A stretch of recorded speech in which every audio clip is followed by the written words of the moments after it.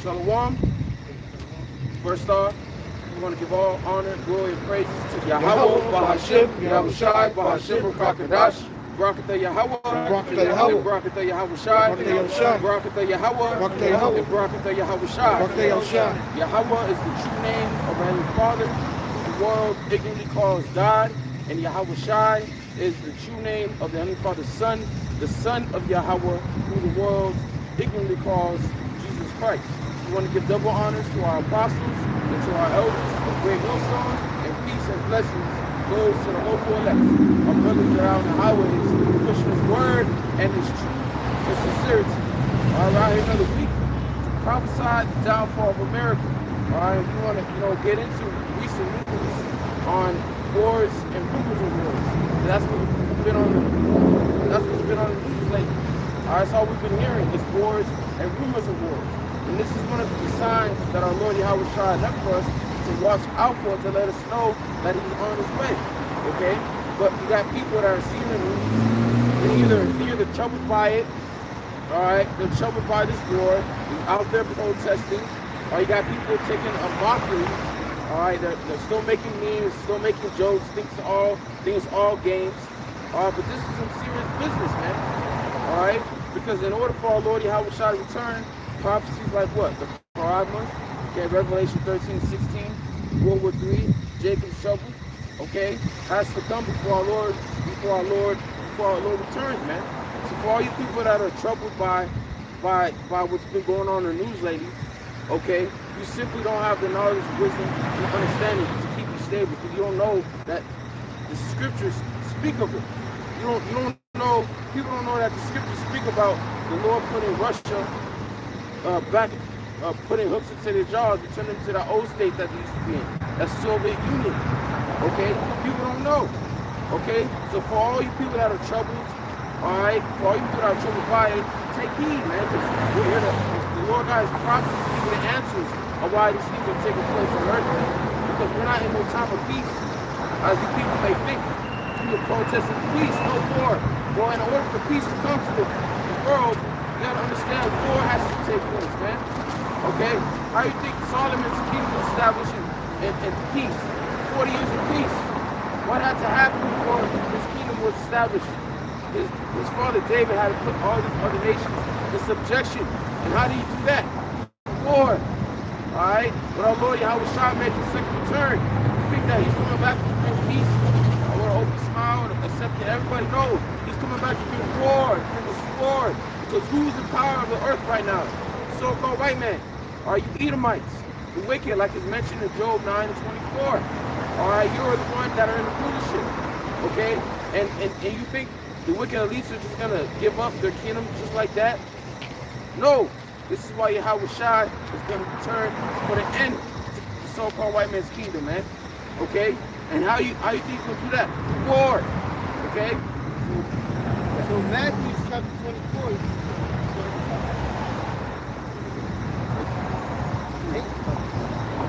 And as he sat upon the Mount of Olives, the disciples came unto him privately, saying, Tell us, when shall these things be? And what shall be the sign of thy coming? So the disciples were asking Yahweh Shai, when are you going to establish your kingdom on earth? When are you going to put down these Edomites? When are you going to set us on top, man? Okay, go ahead. And of the end of the world. And Yahweh Shai answered and said unto them, Take heed that no man deceive you. For many shall come in my name, saying, I am Christ. Yeah, you're chosen. You're going to have a lot of false prophets arising in the last days. You know, you're going to have a lot of men taking heed to these spirits, going out prophesying, saying that they're sent from the Lord, that they're the anointed ones, all right, that they got the message, all right. The Lord's basically saying you're going to have a lot of false prophets in the last days, man. We're seeing that right now, okay? They're going to be going for wine in the streets. Like, people are going to need answers. They're going to seek answers. But the answers are right in front of us. We can tell you what's going on around the world. We can tell you why these things are happening, man. Okay? These things are happening for a reason. Okay? Go ahead. Right, man.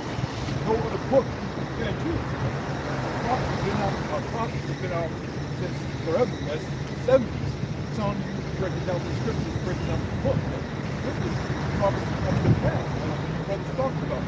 Russia hooks the jaws in the mouth. It was like hooking their mouth, bring them back.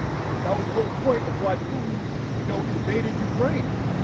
Ukraine was part of the USSR. He wants that power back. So prophecy came to pass early this week, So it's like, we have few more prophecies left. But you are dismayed, you're scared, because you haven't been listening to prophecy. You weren't these false prophets. You speak unto the smooth things. Right. You're not out here speaking unto the smooth things. You tell you that, like I said, the Lord's giving you that reward. Not right. Says verse 5, for many shall come in my name, saying, I am Christ. I'm sent from the Lord to teach you his message, to teach you his words. Like the brother was saying, the words you're teaching are smooth things. You're not teaching the truth. You're telling the people what they want to hear. People don't want war. Look what's going on over there in Russia. They're protesting. Look what's going on around the world. People are protesting. No war. You got Russians over here burning their passports. Alright? So ashamed of their country, man. People have no clue, no understanding what's going on. Okay? Go ahead. And shall deceive many. Shall deceive many. As you see, a lot of people have been deceived by these false prophets that are out here, man. Okay? Hey, but like the scripture says, the deceived and the deceiver are his. So if you're deceived, it was the Lord that had you deceived, man.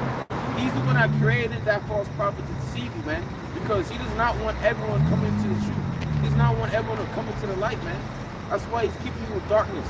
By setting up these false prophets to lie to you, to tell you what you want to hear, man. Alright? Didn't the Lord say he created good and evil, light and darkness? Okay? Didn't the Lord say in 2 Thessalonians that he shall send them a strong delusion that they should believe in a lie? Okay? There's no side doing that, man, because the Lord's only coming back for his elect. Okay? We're not out here fishing for everyone, trying to get everyone to get the truth.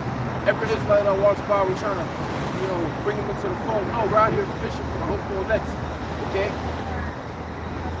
And ye shall hear of wars and rumors of wars. Right. You shall hear of wars and rumors of wars. Okay? A rumor of war is like what? You had a rumor, for example, before Russia invaded Ukraine, you had a rumor that they were going to invade Ukraine. But eventually it turned into a real war. Now you have all these rumors about World War III. Now is World War III going to start off because Russia invaded Ukraine? No, because it's not time yet. Alright? The elect still has to be sealed. Esau has to bring this chip. You got to understand that if World War III is declared right now, how deadly and devastating it's going to be on both sides. Alright? A lot of people are going to die. You're going to have a lot of casualties of war, man. A lot of people that are going to die, man. Alright, this is why it's not going to happen based off Russia invading Ukraine. Why you think President Biden and NATO are not doing nothing? Why you think they're not defending Ukraine? All they're doing is just we'll send you support. We'll put sanctions on Russia. We'll send you weapons. All right, but we're not going to send our troops in because they know what's going to happen if that happens. Look what Vladimir Putin said. If any nation, any outside nation gets involved in basically our business, we're gonna rewrite. We're gonna do something that's never been done before. That's paraphrasing what he said, man. Because he's not playing. Because the Lord Yahweh Shai is gonna use the bear, Russia, to end this society, man. And this is what we're seeing. These nations, Russia coming back to the oldest state, which we're gonna go into. All right. Really, what the brother said, that's not the typical start of it, small scale. But the scripture said the initial flock is going to draw them out. You got Israel and Amalek. Israel invading United States and Iran. Scripture talk about Russia being a guard to the United States. Right. That's what you got Israel and Iran,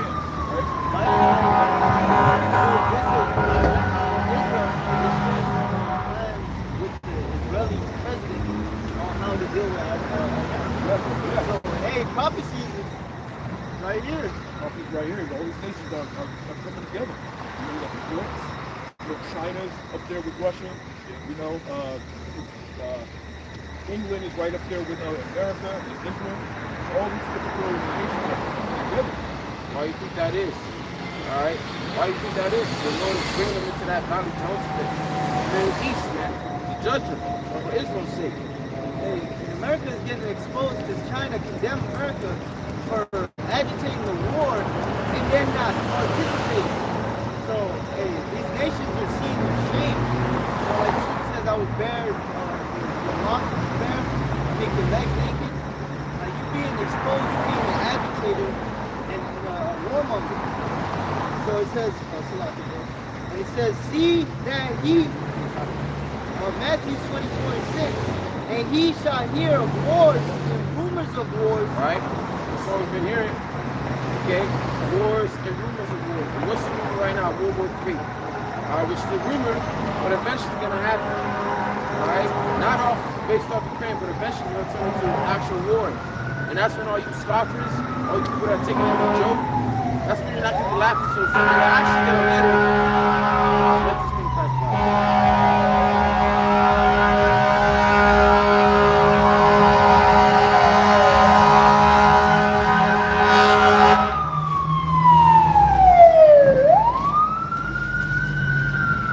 But anyway, all you scoffers and people laughing and think it's all a joke, they ain't gonna be laughing when you get that letter in your mail and it's actually some serious business. Alright? And don't forget about you women too. Remember, you want to be like men. It's time for you to play your part. They're about to do a draft in Ukraine. They banned all males 1860 from not leaving the country, man. I just watched the news. This lady had to leave her husband behind because no man could leave the country. They had to stay and fight. Yeah. Right. You about to have that here. Right. All you men are gonna be drafted into these wars, and you're not gonna have no way out of it. You know, you're gonna have to go out there and fight. And you ain't coming back. Right? And it says, he shall hear of wars and rumors of wars. See that he be not troubled. Be ye not troubled. Which we see a lot of these people troubled about what's going on. You know, you want to protest. You want to be shaken up. You want to be nervous. I see Jake on TikTok. Man, I'm stocking up, man. Shit, you know. I gotta get my shit. I gotta get my shit together. It's about to go down. Jake all nervous, man. All right, but let's look into that word trouble. Read it loud. So this is the Greek word for trouble is proheo, and it means to cry aloud, make a noise by outcry. Aren't the people right now outcrying? Aren't they crying aloud? No war in Russia, no war, no invasion. Aren't they doing that? When the scripture says, be not troubled. That's that movie, Brandon Knight. Yeah. Brandon Jackson or something like that? Yeah, Brandon Jackson. Another definition says to trouble, frighten, to be troubled in mind. Yeah, be troubled in mind. Like you had that weird ass nigga in Charlemagne all fucking troubled in his mind. Oh my God, are we actually prepared if war was coming on the street? What are you? Look, man, no one here in America is prepared. We were not even expecting war to come up over here. We were not even expecting Russia to invade this place. That's why the scriptures, like what it's saying, you know, that the first water is not there. This place, you know, not being invaded. People, they're not going to go through. And that's why it's so easy for y'all to make jokes and talk your shit because you're comfortable right now. Yeah. You're still able to go out and do your daily duties. You're still able to partake in your follies. You're still able to go have fun, get married. But all that's going to come to naught, man. Because all those that are going to get married, your ass going to get dropped into the war. Yeah. The scripture says that the brides shall go and have no husbands. Here it is, you get married and your husband just get a draft to go fight in this World War III, man. You can't have no kids. You're gonna born because your husband's gonna be shipped off, and you know he ain't coming back. This war is a devastating war, man. All right, it's a war that ain't no wars, man. It got to go out with a bang, and that's how it's gonna go out with a bang. It's gonna turn into a nuclear. That's how both sides can judge the nation. Fire and jealousy, man. You got nuclear destruction. England, America, Israel, they're going to be the two big countries that are in the world. With America being completely wiped off the map. The scripture said it's going to stick dust and the smoke burning up forever. For a very long time. That's how bad this destruction will be. And no one else is ever going to dwell there ever again. Except for, you know, those desert preachers. Spirits. demons defeated. You know? Call Allah, Yahweh, Bashim, Yahweh, for revealing us these secrets. And not having our mind be so troubled by these things. We're excited. We're excited, man. We know that we're very close to the end of the so-called white man's kingdom. All right? It's not coming fast. But it,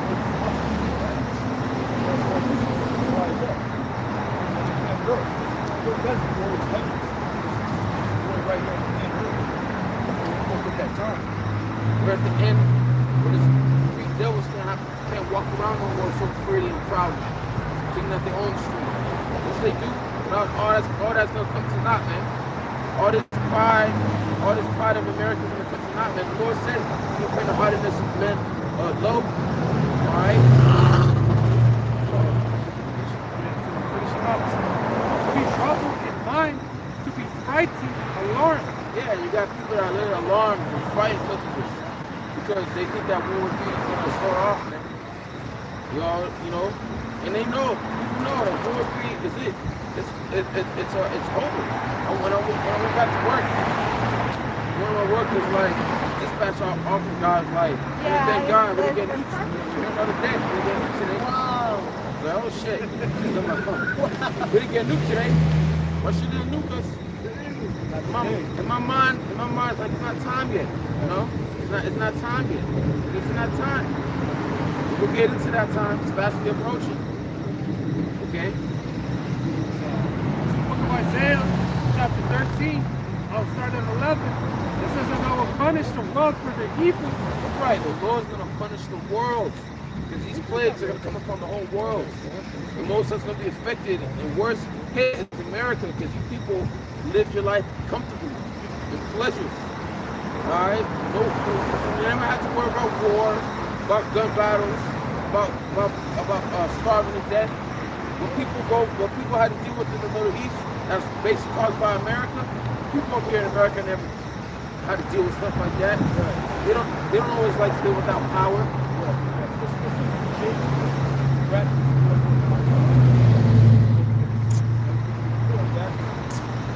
You can't compare that to what's going on in this third world country. You still have running water, cable TV, all that, you know. You're not worried about the gun strike like the brother was saying, But they don't know what real poverty is. They just really not prepared. They don't know what's learning.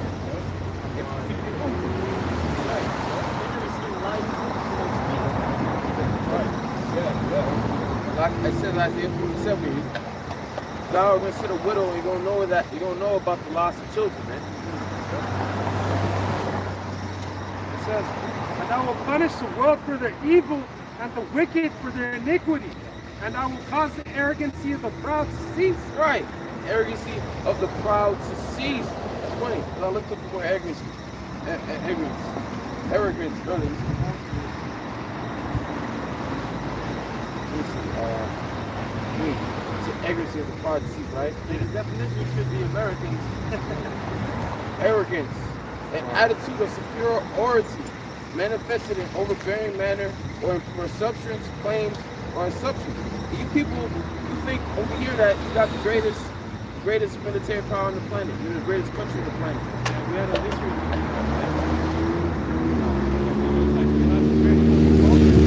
it was around the time when North Korea was it was showcasing North Korea's military, and he was just making fun of it. He was saying, he was saying they have nothing against the U.S., but the U.S. is up there, like the brother's saying. Remember that July? Oh yeah. World War III. World War III. America's been undefeated. World War I, World War II, World War III, with 3-0. Oh no, I mean with 2-0. You know. But that's the thing, like the brother was saying earlier, that all the smaller nations, like we're nothing no. You know, that's meant. So yeah, Babylon just wanted to go to like the American man, you know, they shouldn't be going to World War II because that'll be the end of it. All right. They got a meme. They have a meme that's out where you got all the other countries' tanks. They're held as men, and you got America's tank and it's pink and it says they ain't her. saying that the hypocrisy of look at who you are, America. You're weak. Right. It says, and I will cause the arrogancy of the proud to cease, and I will lay low the haughtiness of the terrible. Right? It's Obadiah, verse 3. The pride of thy heart hath deceived thee. Thou that dwellest in the cleft of the rock. Out of all the pride people, proudest people, who are the proudest? Edomites. And all the proudest Edomites, who are the proudest of Edom? The wicked elites. Alright? His habitation is high, that saith in his heart, who shall bring me down to the ground? Right. Your habitation is high. You got you going out of space, you have your bunkers and spaceships out there. Alright, you think that you never be taken down. There's no nation that can take you down when you go to Ezekiel 28. The Lord said that you're just a man, that you're not no God, and He's going to show you that you're just a man by bringing the strangers, these other nations upon you. Okay? Thou that exalt thyself as the eagle, and thou that set thy nest among the stars. Okay, you nest among the stars. You got your spaceships, your bunkers, out there in space. Okay, go ahead. Thence will I bring thee down, saith the Lord. And the Lord's going to bring you down. This will be easy work. Because America, all it takes is for this place to be destroyed is 1 hour. Like the Bible says. 1 hour this place will be thrown down. That's what I'm saying, that that's his preaching. This country don't have this great military might. Yeah, your U.S. military might have been strong at one point, you know, we've been over there to over all these nations. But now all these other nations have to do it. Yep. So they're not afraid of you anymore, you know? And like it says in Joel, they're putting down their basically the gardening tools for doing infrastructure. Putting up the military money, man. So these nations ain't afraid no more. They're ready. They want the smoke. In China, months ago, last year they said, let's meet in the air. All right, during America's glory days, China would never say something like that.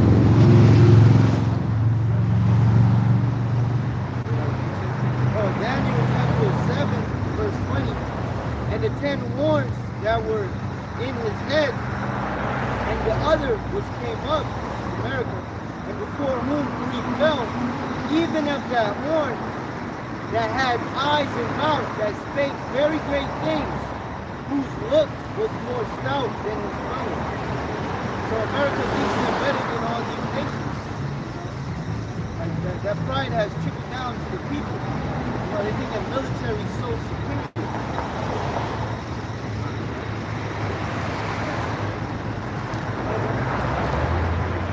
This is Psalms 10 and 5. It says, his ways are always grievous, thy judgments are far above out of his sight. As for all his enemies, he puffed at them. So yeah, like the brother was saying, man, at some point, America was considered, you know, top of the top, man. You know, by the end of World War II, man, when they bombed Hiroshima and Nagasaki, man, all these other nations, they were afraid. They're not no longer. Everyone else, you know, they got the power. Right? It says, he has said in his heart, I shall not be moved, for I shall never be in adversity. You know, these proud ass Edomites really believe that they're going to be in rulership forever, especially these elites, man. They think they could continue on pushing on their new world order and be continual in rulership. All right, which that's far from them, man. The Lord is coming to bring justice on them. All right. So we're written in pride of thy heart hath deceived thee. So you think like Christ said, this new water, the office of prophecy, going out in space, looking at the sun.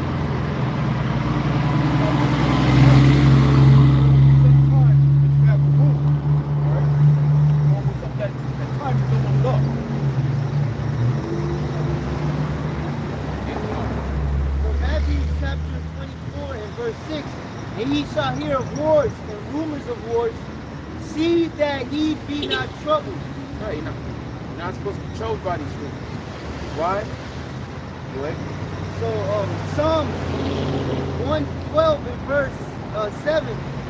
He shall not be afraid of evil tidings. His heart shall be fixed, trusting in the Lord. Now check this out. Let me let you real quick.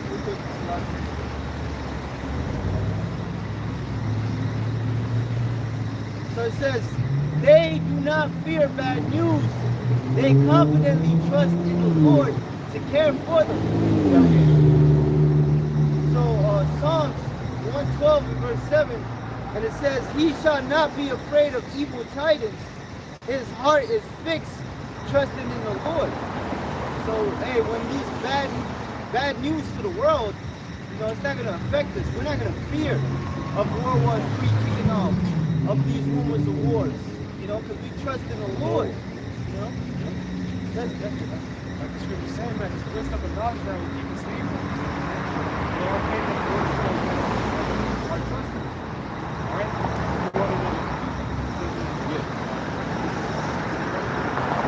Ezekiel 7 and 16. It says, but they that escape of them shall escape.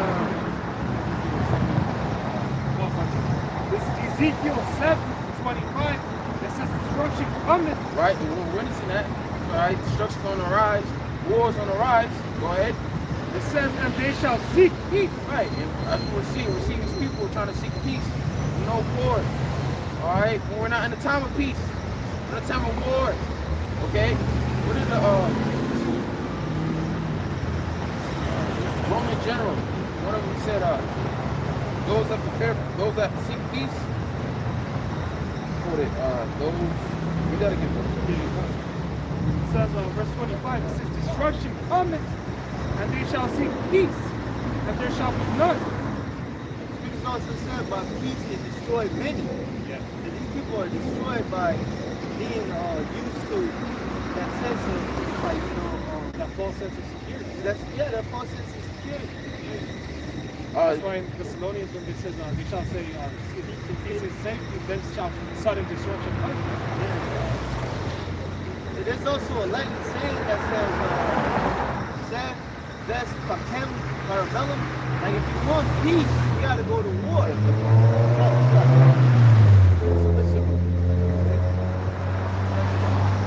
This is a Roman military writer.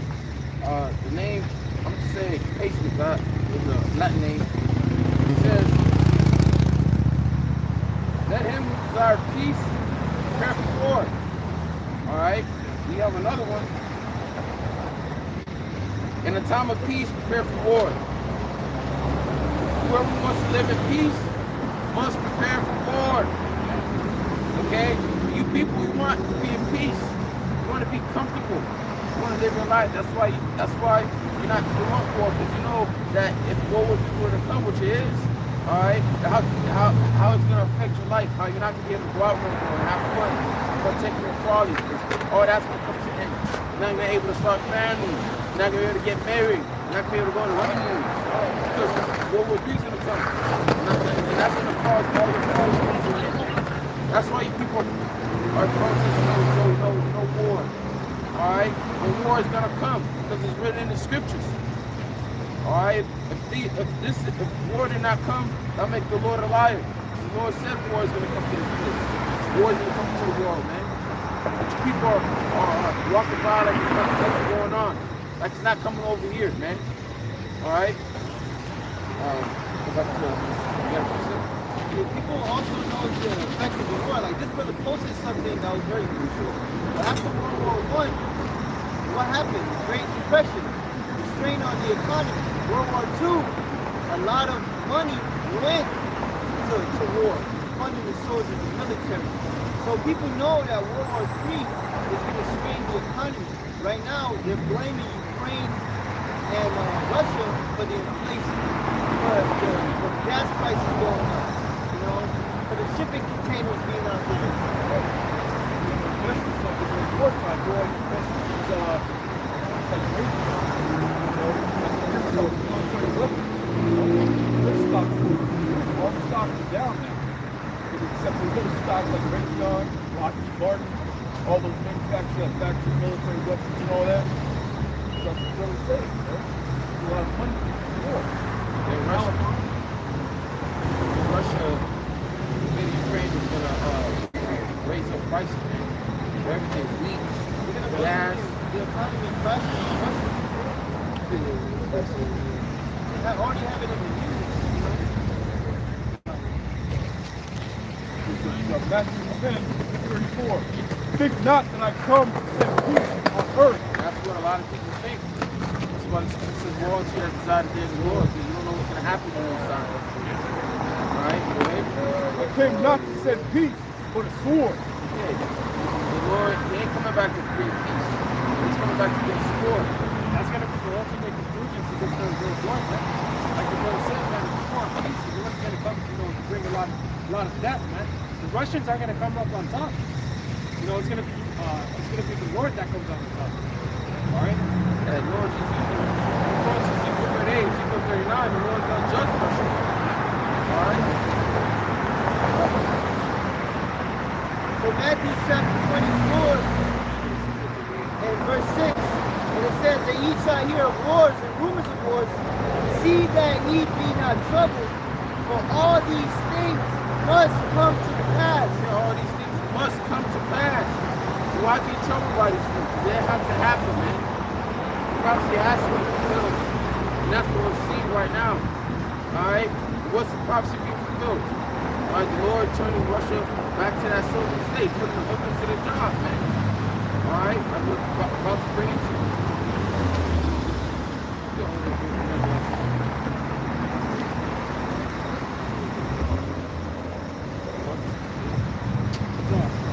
Isaiah 55 and 11, it says, so shall my word be that goes forth out of my mouth, it shall not return unto me void. Yeah, whatever the Lord says is gonna happen, it's going to happen.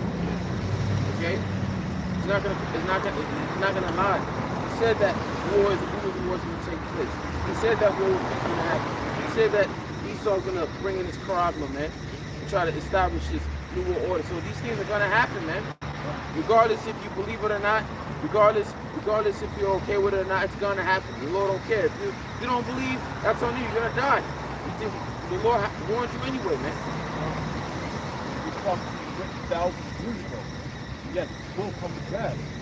The precepts Jeremiah 28:8. The prophets have been before me, and before thee of old, prophesied both against the country, against the kingdom of war, and of evil, and of pestilence. That has been before me, Jeremiah. The prophets of old spoke about war, evil, pestilence. Yet the prophecies are going to come to pass. They have to come to pass. The Lord is not a liar. That's why I said that's the going to come to pass. Well, Ecclesiastes chapter 3, verse 8, a time to love and a time to hate. Right. A time of war and a time of peace. Time of war and a time of peace. The time we live in.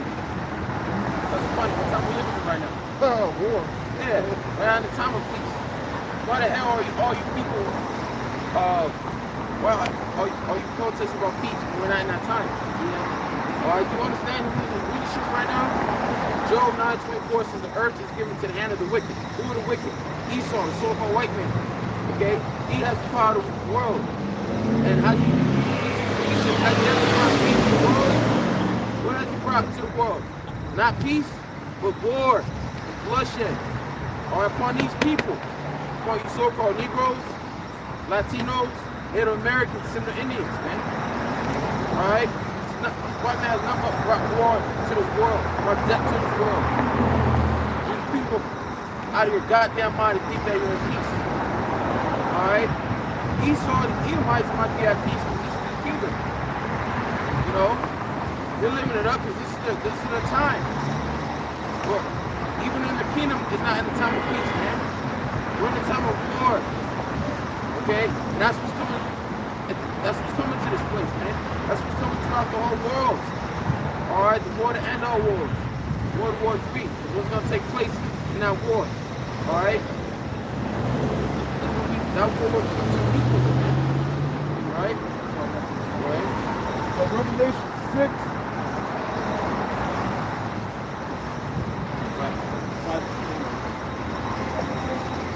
Revelation 6 of the red dragon. He's almost set up to take this. Ever since the Dark Ages, after coming out, the Renaissance, he's been warring ever since. Ever since. He hasn't put the sword down. You think he's going to stop right now?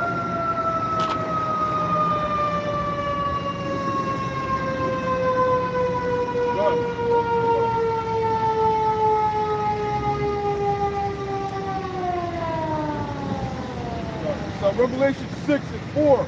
And there went out another horse that was red, and power was given to him that sat thereon. Say, He's our red horse. He sold for a white man. Eat him. He's our red horse, man. This says power was given unto him. To what?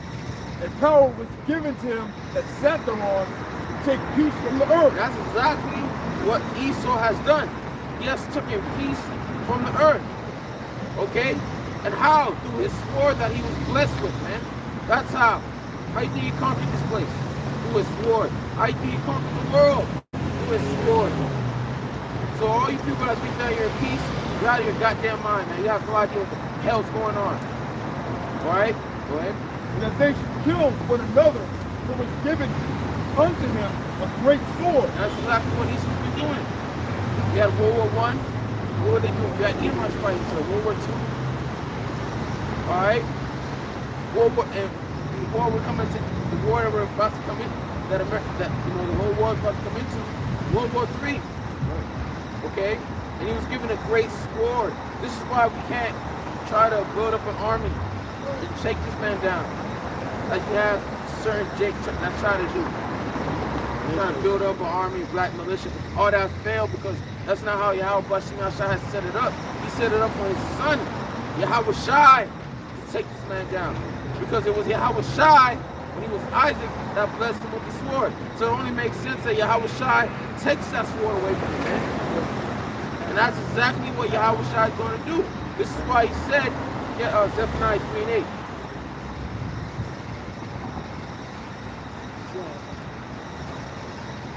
The book of Zephaniah, chapter 3, verse 8. It says, therefore wait ye upon me. Wait ye upon the Lord. Wait upon Yahweh Shai. Real quick, get Hosea where it says, I will not say by both. I think it's 1 and 8. Let me see.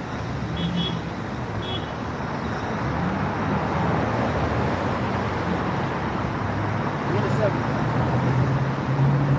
Look back. Hosea 1 and 7. It says, but I will have mercy upon the house of Judah, and will save them by the Lord. Right. The Lord's going to save us.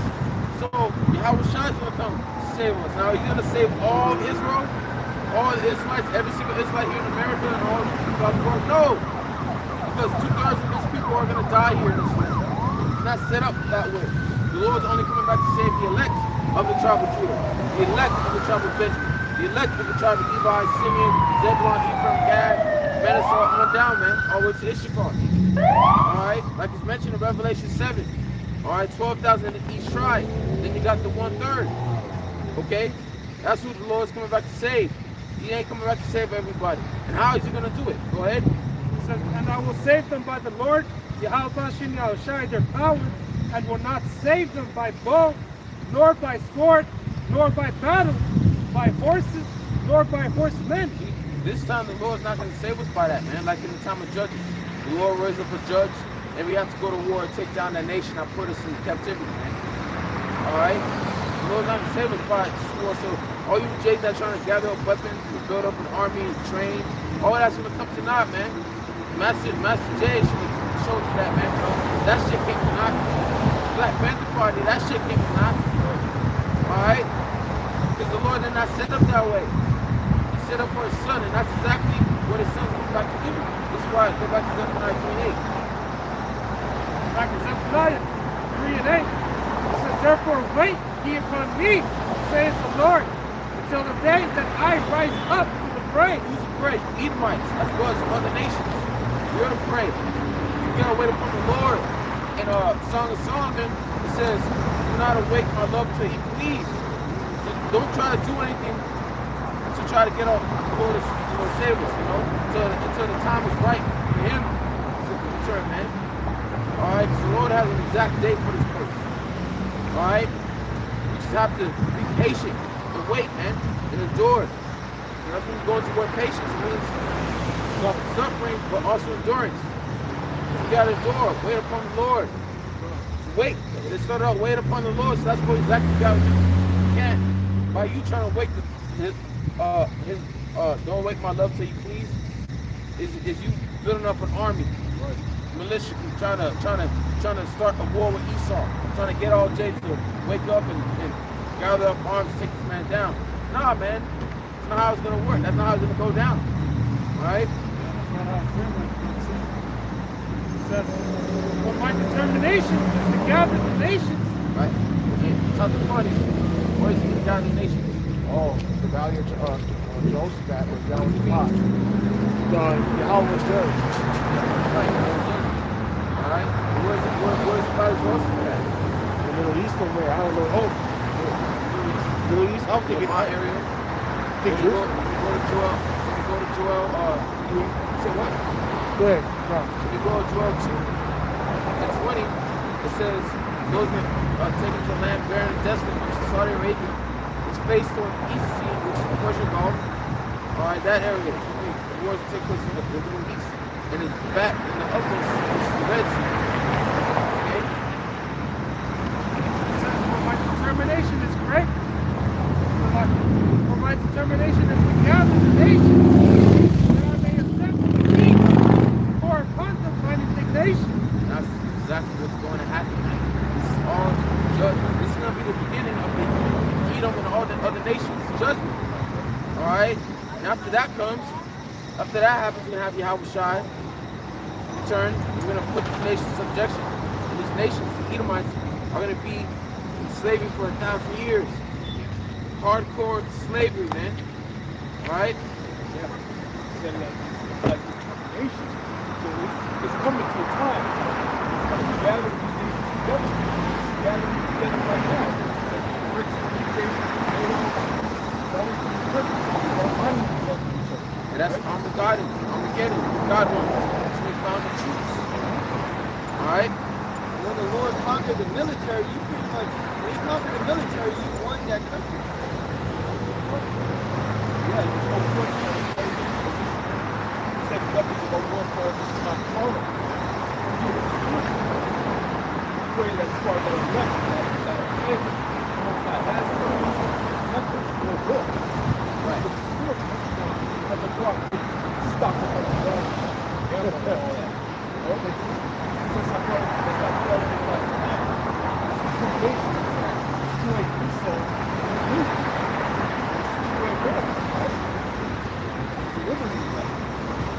That's how the brother was going in. We first started, we're not out here yet. Everybody there. We already know what's coming at the gate. We're trying to keep us to the block. Blinded. Knowledge, right? So we're out here to take it to the left. Very good. And the left is almost sealed. It's not like it's prophecy. The angel of holding back is coming to the servants, the powers, and sealed in the coordinates, right? As the prophecy slowly come to pass, we know the elect slowly be sealed up. Almost there, right?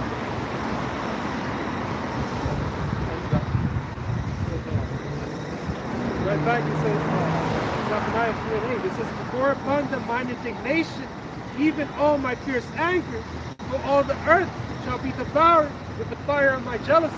All the earth who's going to cause that? The missiles and the chariots, man. Yeah. Okay? That's the fire of the Lord's jealousy. It didn't say in Hebrews that the Lord is a consuming fire. Okay?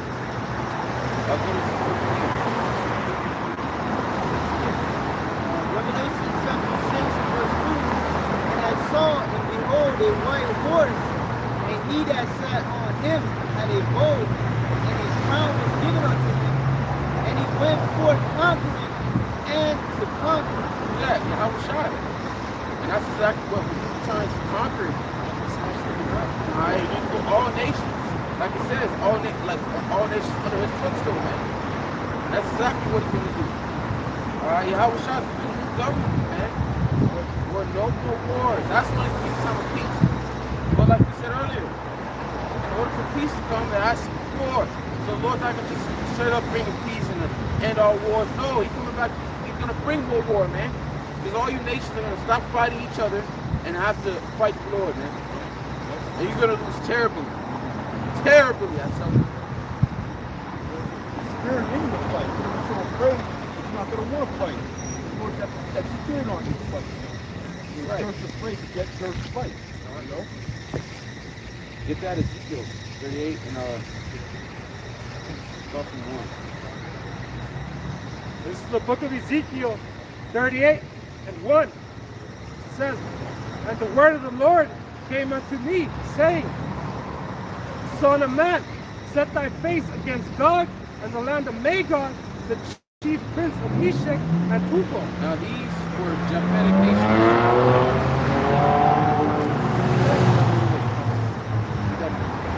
It says, "Son of man, set thy face against Gog and the land of Magog, the chief prince of Meshech and Tubal." Now these nations, which are Japhetic nations, all right, the land that they currently that Russia currently owned were those Japhetic lands.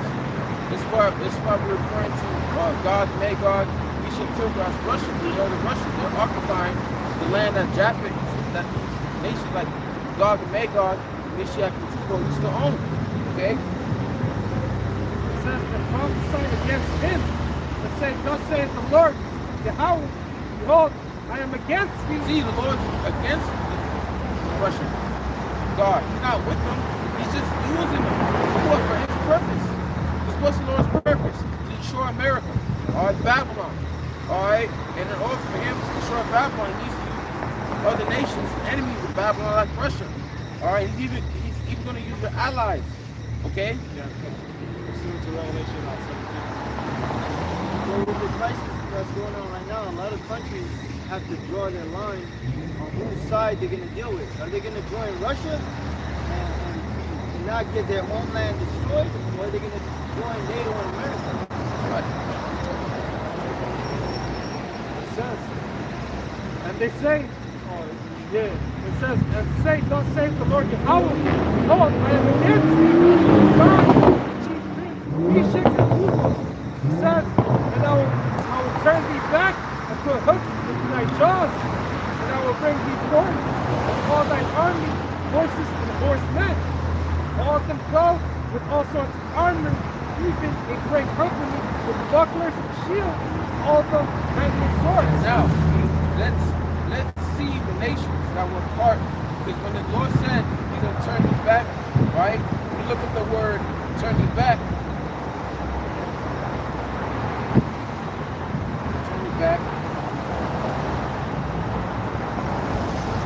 Hebrew word is shawa'ab, which means to return.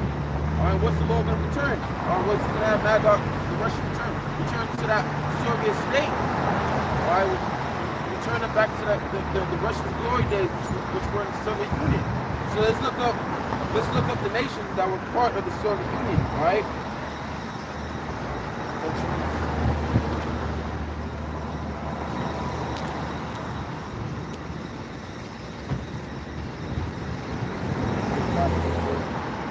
Right. Russia, Ukraine, all right? So we're seeing right now with Russia invading Ukraine. Why is Putin sending troops to invade Ukraine? Because he wants Ukraine to come back to him, to be part of Russia again. He doesn't want Ukraine to turn to NATO. Because the Ukrainian president, he was set up by the Allies, by the West. That's why he told the Ukrainian army to rise up and turn against the leader, man. All right. I saw something on the web on how the Ukrainian president, he was an actor. All right. He was an actor. And guess what role that he played? He was acting. President of Ukraine. And he's now president of Ukraine. So you see why Putin is telling the Ukrainian army to take down we call it Nazi, man. You know? Because they're up the West, they're set up by the West, man. So why do you think they're not really killing all the Ukrainian soldiers? They're only killing the ones that are fighting back. The ones that are surrendering, they're not killing them, man. Because why is this happening? The Lord is turning them back to their glory days. So all the nations that were part of the Soviet Union are going to come back to be part of the Soviet Union, right? So Russia, Ukraine, Kazakhstan. Now, y'all remember what happened in Kazakhstan, right? How there was an uproar. Okay? Who set that up?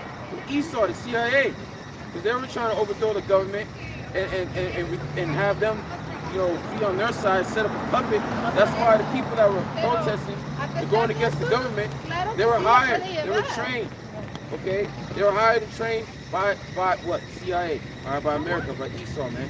They try to overthrow the Kazakhstan government to make them and put a president, a puppet in there, man. Yeah. But that failed. Okay, that failed. Why do the leader of Kazakhstan said we have terrorists being attacked? Our country's being attacked by terrorists because they're organized, man. All right, it's all set up by Esau. But anyway, Armenia, I pay attention to Armenia. All right, we're gonna go into it. Uzbekistan, Tajikistan, Azerbaijan, Romania, Georgia. All right, now this you know, there's 20 of them, so I'm not gonna read the whole thing, but you get the point. Okay, so go back to 4. Ezekiel 38 and 4. And I will turn thee back to the hooks into thy jaws. And that's what we're seeing right now. Prophecies happen right in front of our eyes. And yet you people don't see it. Yet you people are troubled by it.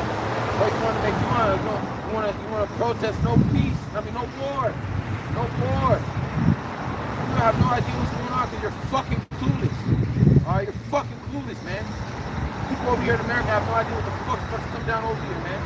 What's it gonna say? Go ahead. It says, and I will bring thee forth, and all thine army, horses and horsemen, all of them clothed with all sorts of armor, even a great company with bucklers and shields. There's a lot of videos going on, being sent out of Russians moving troops, moving tanks, moving vehicles all throughout Russia, throughout that Middle East, going towards Ukraine.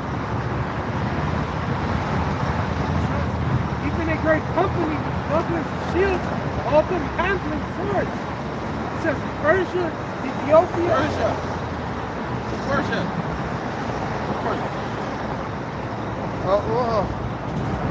I know it's Israel, America about to invade that land. yeah, it's Israel though, but they Iran. oh, is it? Yeah. Alright. Okay. Persia is Iran. Okay. Okay. With Russia and Iran, Russia has a lot of money invested in Iran. They make a lot of treaties, man. Alright, a lot of treaties with Iran. It's so much they got a base, that they got an intel base in Tehran, and Iran got an intel base in Moscow. They got allegiance. Yeah, I would write that down, yeah, because after the Quran was made mandatory, that's how that war is going to pop up. Put it in the red. I mean, 2017.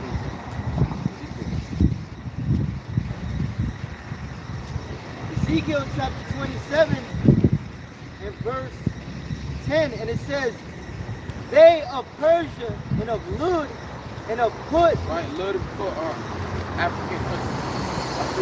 Put is Libya, okay? Were in thine army, thy men of war. They hanged the shield and the helmet in thee.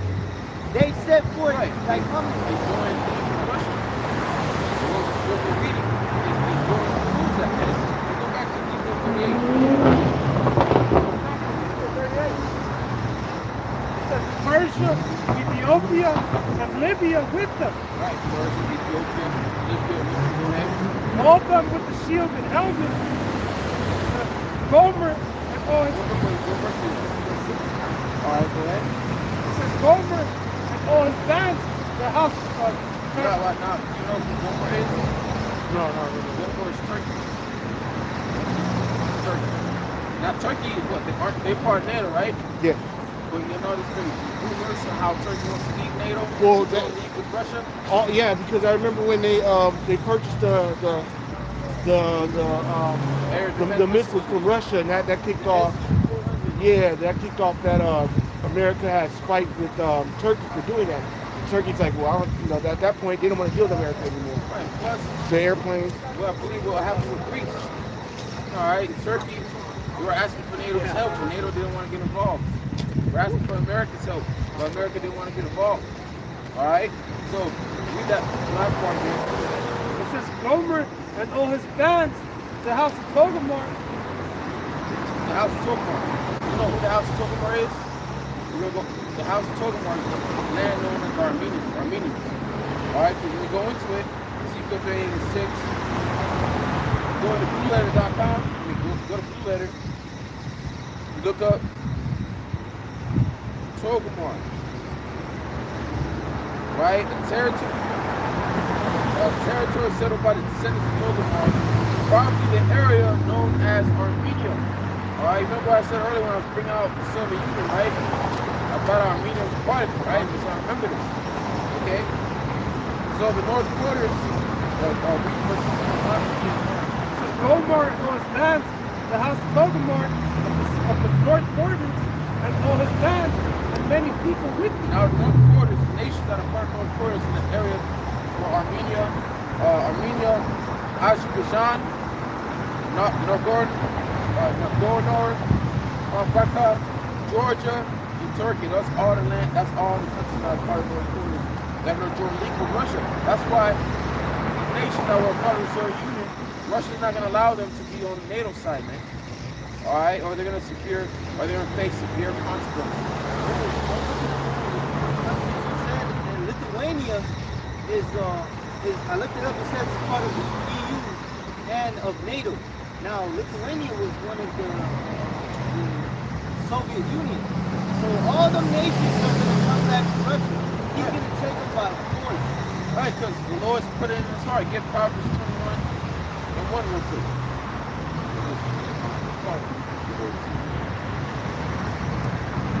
Why is Vladimir Putin so interested in bringing back the Soviet Union? All right, the Lord is putting it in his heart to do it.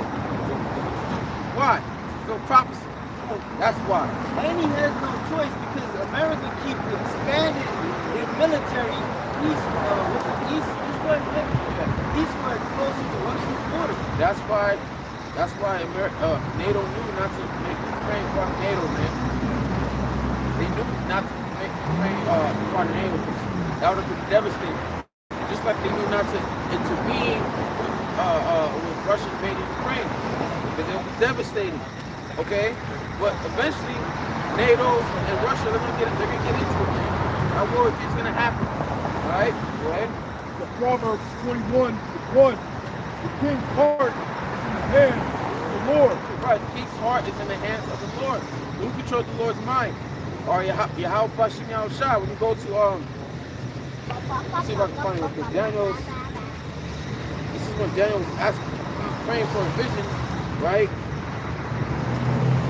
And Daniel 9. Read that again. The king's heart is in the hands of the Lord as the rivers of water. He turneth whosoever he will. Yeah. So the place most like seven kings, he brings down kings. But the spirit of Pharaoh, you know, to go after to fuck up against Moses. Just like he's got the spirit in all these kings at this time to fight against the Lord. So yeah, we'll fight before it's all.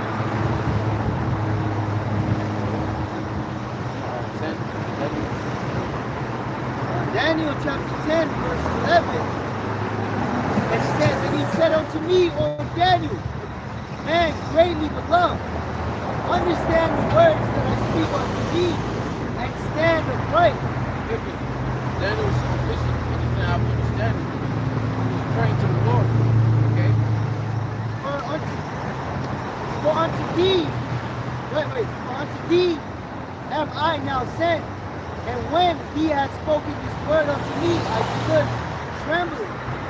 Then said he unto me, fear not, Daniel, for from the first day that thou didst set thine heart to understand and to chasten thyself before thy God, Yahweh, thy words were heard, and I am come for thy words. Right, because I believe it was like 3 days or a couple of days that Daniel prayed and he didn't receive understanding. All right, and it's going to tell you why he didn't receive understanding at that time he prayed. But the Lord heard his prayer. Okay, but the Lord was, read it. It's going to say it, you know. Verse 13. But the prince of the kingdom of Persia withstood me 21 days. But lo, Michael, one of the chief princes, came to help me, and I remained there with the kings of Persia. Yeah, because the Lord and Michael were working on the king's mind. All right, just like we brought out in Proverbs 21. That out. King's heart is in the hand of the Lord, as the rivers of water, and turneth it whithersoever he will. Hey, didn't it say in Ezekiel, no, Revelation 17, the Lord has put it in their hearts to hate the Lord. The Lord has put in the needs to come back to that Soviet state that they used to be in. To do what? To fulfill his will, to fulfill prophecy of this place being destroyed. This place being destroyed, the stage is being set already, man. That many of you people can't see it. You don't know what's going on, man. You're blinded, man. Distracted by all this folly that's going on around this world. Alright? But that was it, man. Go back to Ezekiel. 16. Back in Ezekiel 38 and 6. It says, Gomer and all his bands, the house of Togomar of the north borders, and all his bands, and many people with you. Be thou prepared, and prepare for thyself, thou and all thy company, that are assembled unto thee, and be thou a guard unto them. And that's exactly what's getting ready to happen. That's why when Israel and America mess with Iran, Russia's not going to let that happen. Because Russia, like you said earlier, has a lot of money invested into Iran, man. Alright? You can't mess with someone's money. Alright? That's dangerous. Alright? That's why you saw an example of that with Syria. What was the West trying to do with Syria with Assad? Remember that? Or they tried to take him out of power. They didn't want Assad to do Syria. They wanted to take him out of power and set a puppet. But what stopped them from doing that? Russia. Alright? First, you had the people here in America protesting about it. Don't go into Syria. Don't pay the Syria. So what did America do? They created a false terrorist. Alright, they created a terrorist organization called ISIS. Russia has been stepping up. That one president, Venezuela, he stopped the assassination of him, and he stopped the assassination of that one guy who was talking about Syria. Because Putin was mad when he got rid of that one president, Gaddafi. He was mad when they got rid of Gaddafi, so he's like, no, I'm going to do it. Yeah, so America, they created all these terrorist organizations. They gave them weapons. All right, they paid them to try to take a side. But what stopped them? Russia. Russia stepped in and was a guard onto them. They didn't let the West take Assad out of power, man. All right. So what America did to Libya, what America did to Iraq, what America did to Afghanistan. All right, the Lord. America's not going to do to Iran because Russia's going to be involved, man. Russia's going to get in there, okay, and be a guard onto them. Russia's like a big brother onto these smaller, weaker nations. Why do you think America is not so in haste of trying to defend Ukraine right now, or just NATO? Because Russia has the capability to destroy this place. Even the general of the Pentagon said it, man. The only nation that has the power to destroy America is Russia. Alright? And they have missiles that have hypersonic missiles that America only got, man. So Russia is the country the Lord's gonna use to destroy America. Alright, but it's not just gonna be Russia, you have all the nations that have missiles. Alright? The allies. Alright, China, all nations that have missiles and shoot missiles out this place, whether they're friends or foes. Alright? Russia always had that top spot. Technology, you know, starting out with the space race. Yeah. Really, everybody that was riding this Russia. You know? Right. Russia always wanted to be advanced than America. Hypersonic missiles? Been here, what, 20 minutes now? That's when they're going to be used. Yeah. Yeah. They also have satellites that they drop. They're called rods of gods. They're tungsten steel nuclear nukes that hit the ground. They destroy. They do 10 times more damage than a nuclear bomb would do by hitting the Earth because they come from space. So that's the scope. They just won't be able to tell where the lines are in America. It's going to be arranged real good.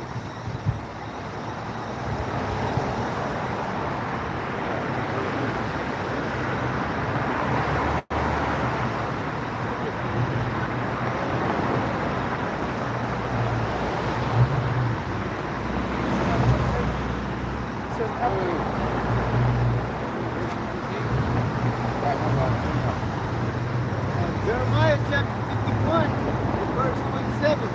Set ye up a standard in the land.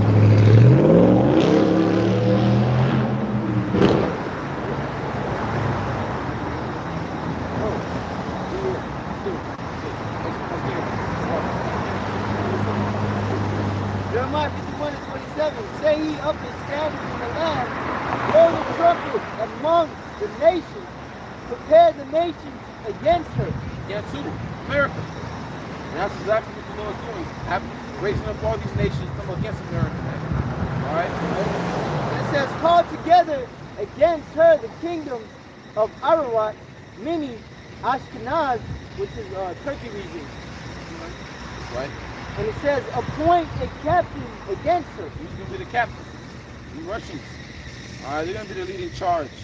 Shoot the missiles. And then all nations are going to shoot the missiles as well, man. It's going to be a nuclear war. Think about it. When you have a nuclear war, you're not just sparing no arrows. You're going to shoot everything. It's a nuclear war. So no one can win that war. Go ahead. And cause the horses to come up as the rough caterpillar. Those are the missiles. All right, go ahead. And it says, prepare against her the nations with the kings of the East. Right, these are the Russians. All right, go ahead. The captains thereof, and all the rulers thereof, with all the land of his dominion. Right. All his territories, all the Soviet all those allies, right there. Right, and they're going to join these to destroy this place. Okay?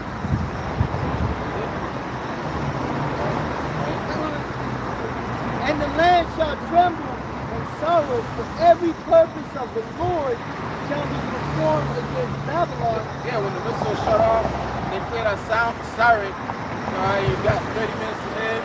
You got this amount of minutes to live. You're going to be running like fucking cockroaches, man. With the lights on. You're going to be scrambling for your life. You're in tears, man. All right? Remember what happened in Hawaii? When that false missile threat came? You have motherfuckers going on the boat in the middle of the ocean and shit. You have motherfuckers scrambling. You had this one dude, he was like, man, I was standing in line. And when I got that text, everyone got that text message, everyone in the store started running out of the store, freaking out. And they asked him, what did you do? I stayed in line to continue the order, you know? Wow. So the point is, when you hear that sign, you're gonna be freaking out, man. All right? Where you gonna run? You can't outrun the missiles. You can't get in your car and drive somewhere far to escape the missiles. You can't get no helicopter to escape the missiles. The only way to escape the missiles is if you're the elect, the Lord beams you up into the chambers. All right, and you. That's the only way. The chariots, man, you won't go. That's the only way you're gonna escape this place. All right, escape that nuclear destruction. And that's if you're up the election. You don't have that MOTP, man. It says to make the land of Babylon a desolation without an habitation. Yeah, because this place, America will completely destroy it. And no one will be living here again, man. All right? Completely destroyed with missiles, fire. You read about Lake of Fire, you get under it. No, we're standing on the Lake of Fire. What's about to be Lake of Fire, man. I don't know if I can fail that test, man. It's peace. Southern California. And with youth, I'm going to fail. I'm going to fail. You go up in that Lake of Fire. You can already tell who's going to take it. Motherfuckers running mass in their cars. Motherfuckers, as soon as the jack came out, they didn't even wait. They just fucking took it and shit. Then you got those ones that waited out, now I ain't gonna take it, and then pressure of them losing their jobs, losing their careers, or losing their time to go out to sports events and bars. That's all shit, I'm gonna take it, you know. So all those that take the jab, you're gonna take the bit, you're gonna take the mark of the beast, man. Through. A lot of you people are fucking through, and I can see it out here, man. I have no idea what's going on, man. You don't even know, you eat your last lunch. Eat your last meal, the next day, all hell can break loose. It's all it takes is one major event, man, to change how America's running. That's all it takes. We're fastly approaching, man. Why you think Russia invaded Ukraine? You don't think that they used to have control of Russia. They do. They control everything. We're Edomites. They control Vladimir Putin. They're the one that told them to invade Ukraine. These foreign orders. All nations are all part of that war commitment, man. They're using this war to crash the economy. That's right. That's what they're doing. You don't see. You would question if you had, you know, where they had the paratroopers lagging at the airport. You got CNN right there. But why? If it's a war zone or something like that, how CNN? Hey, you know, you're basically questioning soldiers. That wouldn't happen in a real war. War like that, you don't want the enemy to see what you're doing. Right, but they're not killing the people. They're going after the what Vladimir Putin called Nazis. Okay, it's war. You know, in war you do have press conference people that tag alongside with the soldiers and shit. They have the press and they have the whole army and everything. You know, but what's going on over there in Russia, invading Ukraine, is going to cause effect throughout the whole world economy. Because just like how this virus shut down the whole world, all the economy, all the economy in the whole world, all the cash is about to be dropped, man. And that's when they can bring in that prerogative. Okay?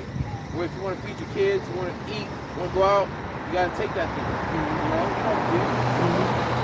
You know, that just proves that it's true. That just proves that this all can buy certain things that you have this mark. Right? It's no utility. That's what a whole lot of people want. So I still see it. There's no thing there's no thing to say, hey, take this mark. You can't buy or sell it. You know? Yeah. This pandemic just proves it. It's the truth. All these things all linked up, all put online. Yeah. That you can't go to bars, you can't go to sporting events, you can't do this, you can't do that. Stop live. You got to wear a mask. Yeah. Even though you're not, you know it's a bare ass in Japan. It's probably not. Look in the mirror, bro. You can see people with no mask. You wanna infiltrate people with masks and all that, man. You know? You wanna force people to have masks. That's why on Wednesday when they gave that decree that you could be outside without no mask, is when the Rams were having the Super Bowl parade. You could go out and not have to worry about people getting on them for not wearing his mask. You know? Go back to Ezekiel.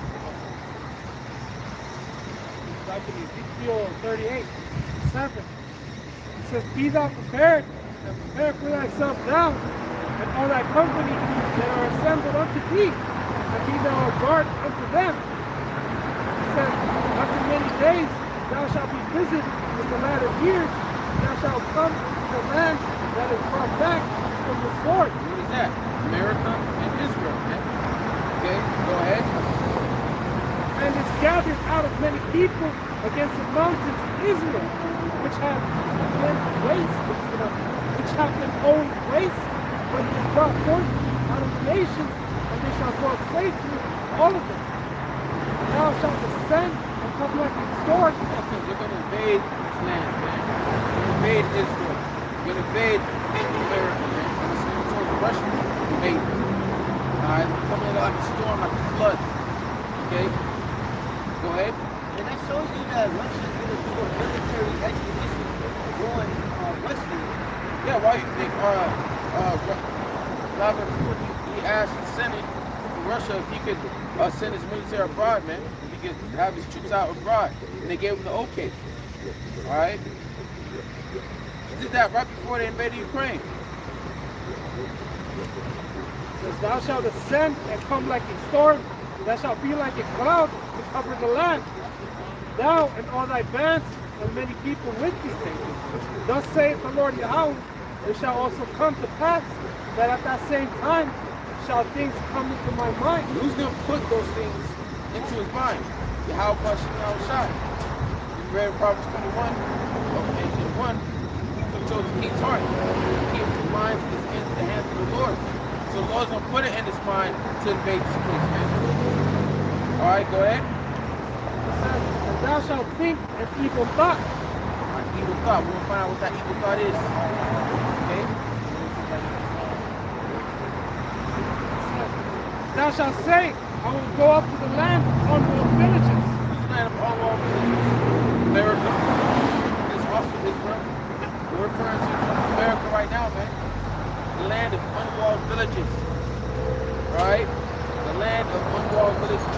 You got you're in the middle of the sea, no walls, nothing to protect you. Yeah, you may have your Coast Guard and your radars and some troops to protect your borders. But all that's what comes in out when you see the army of Russians invading this place, man. It says, that last part of your it says, I will go up to the land of unwalled villages. I will go to them that are at rest. Who's at rest? Look around, these people are at rest. You got people across the street, eating Chipotle, nothing going on. You know, you got people walking by, you can see that throughout the whole camp, people shopping. You know, Saturday, going to bars, clubs, parties and shit. You know, you got their own thing going on. That's why it's so easy for them to say, oh, we need to pray for Ukraine. How about yourself? How about yourselves? Because you don't know what's coming to this place. You don't think that America can get invaded? Hey, a woman, she can only hold her virginity for so long. Until she gets that feeling, man. She needs to get popped. Alright? America is going to get popped. A very big way, man. Alright? Very big way. By the Russians. They're going to pop their cherry. Okay? Nobody's going to be touched. There ain't nothing you can do. Alright? I had to believe that it was a good day, it was a normal day. And on the news they were celebrating something. And then all of a sudden, like some soldiers started taking Be like that, man.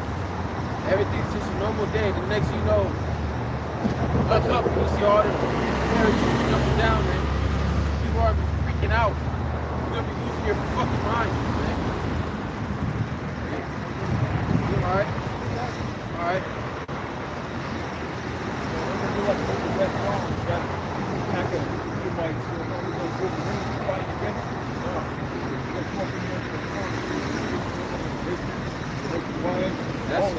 That's the spoil of the war, three wars. I will go to them that are at rest, that dwell safely, all of them dwelling without walls. Alright, so the wall is supposed to protect you from outside enemy force. It ain't supposed to let them come in.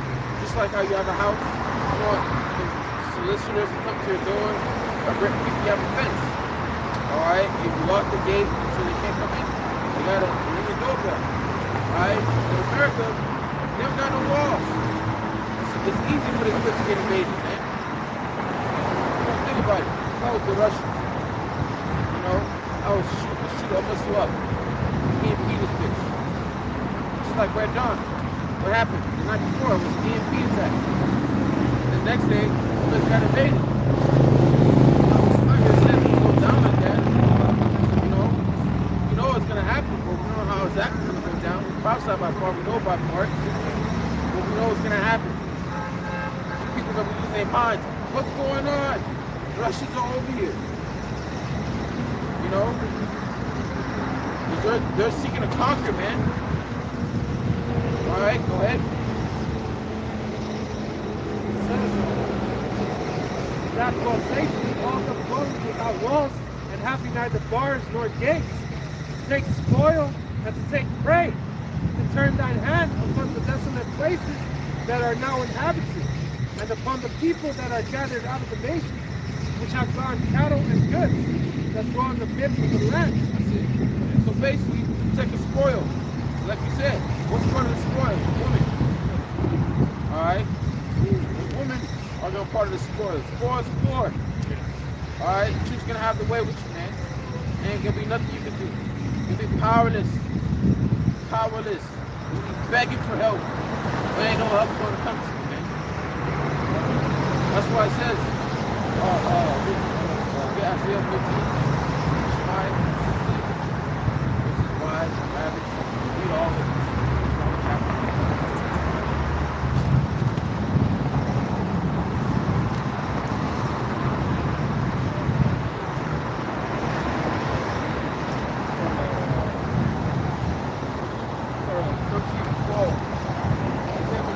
I'll make a man more precious than fine gold. He's a man that the Lord red hope. You ain't talking about a man like that, man. You're talking about a man like the man of the Lord. Alright? We're going to be more precious than fine gold. Alright? Yeah, Zephaniah is telling you how the mighty men are going to fight there. They're not going to be able to protect the people that are out here. Right. They're going to be worried about their own safety. Right? But a man of the Lord can be more precious than gold. It says fine gold, you can go budget Ophir. The finest gold you can have is Ophir itself. Yeah? And men of the Lord can be more precious than that. So then at the end, the Lord is with you against you. Therefore will I will shake the heavens, and the earth shall remove out of her place in the wrath of the Lord hosts, and in the day of the Spirit's anger. What's going to cause the earth to move out of this place? The missile. Because there's going to be a nuclear war. Remember that. Get Isaiah 95. That. What's going to cause the earth to move out of this place? It will be destruction. Isaiah chapter 9, verse 5, and it says, for every battle of the warrior is with confused noise. Hey, with confused noise. Go ahead. And garments rolled in blood. Because, hey, back in ancient worlds, you had to go close combat. Swords, shields, and arrows. I was watching Vikings of Valhalla on Netflix. I was just watching it this morning. This man, he went to England, yeah, he's covered in blood. Shield and all that, man. That was close combat, man. That's how war was fought. It was literally dipped in blood. Got the axe, bam!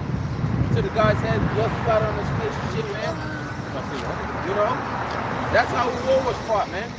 But no, that's just increased. War has advanced. Now it's guns, people shooting and shit. You got Air Force and all that. You know all that. But go ahead. And it says, but this that's how war is gonna start off. These troops gonna be gathered into the Middle East and they're gonna be fighting each other, man. Alright? But it's gonna turn to what? but this shall be the burning and fuel of fire. Burning and fuel of fire. Because what would be eventually gonna turn into nuclear war, man. I personally don't care. If you're left down, you're gonna fucking die. So you have to be like, You're gonna die, simple as that. Okay? You get burned to death. Well, Zechariah 14:12 is gonna be in effect. So this is gonna be burned with fuel and fire. So this war is gonna turn into nuclear war. This is the war to end all wars. Because after this ain't gonna be no more wars. Go back to Isaiah. Isaiah 14. It shall be as the chase road, and as the sheep that no man taketh up. So this is going to put the earth out of its place. And this war turns into a nuclear war. Alright, Russia shoots missiles, all these nations shoot missiles at each other. The earth is going to go to and fro like a drunkard, man. Okay? Go ahead. They shall every man turn to his own people, and flee every one to his own land. Hey, you got these nations that came to America to make their money. They got their money and they went back to the country. You know? Go ahead. Because they see that America's finished. Everyone that is found shall be thrust through, and every one that is joined unto them shall fall by the sword. Their children also shall be dashed to pieces before their eyes, their houses shall be spoiled, and their wives ravaged. That's gonna happen, man. Regardless of the Russian troops, when all hell breaks loose in society, these niggas out here, man. All right. These troops are gonna be used for martial law. Children be dashed. Your wives are gonna be fucking ravished. And you have no power in your hands, man. Okay? Go ahead. Behold, I will stir up the Medes against them, Russians. which shall not require silver, and as for gold, we shall not delight in it. So there's nothing that America could do to offer them, make any treaties to stop them from shooting missiles. It's gonna happen regardless. Alright, so the Lord has put in their hearts to do so, man. Because his purpose is to destroy America. Alright?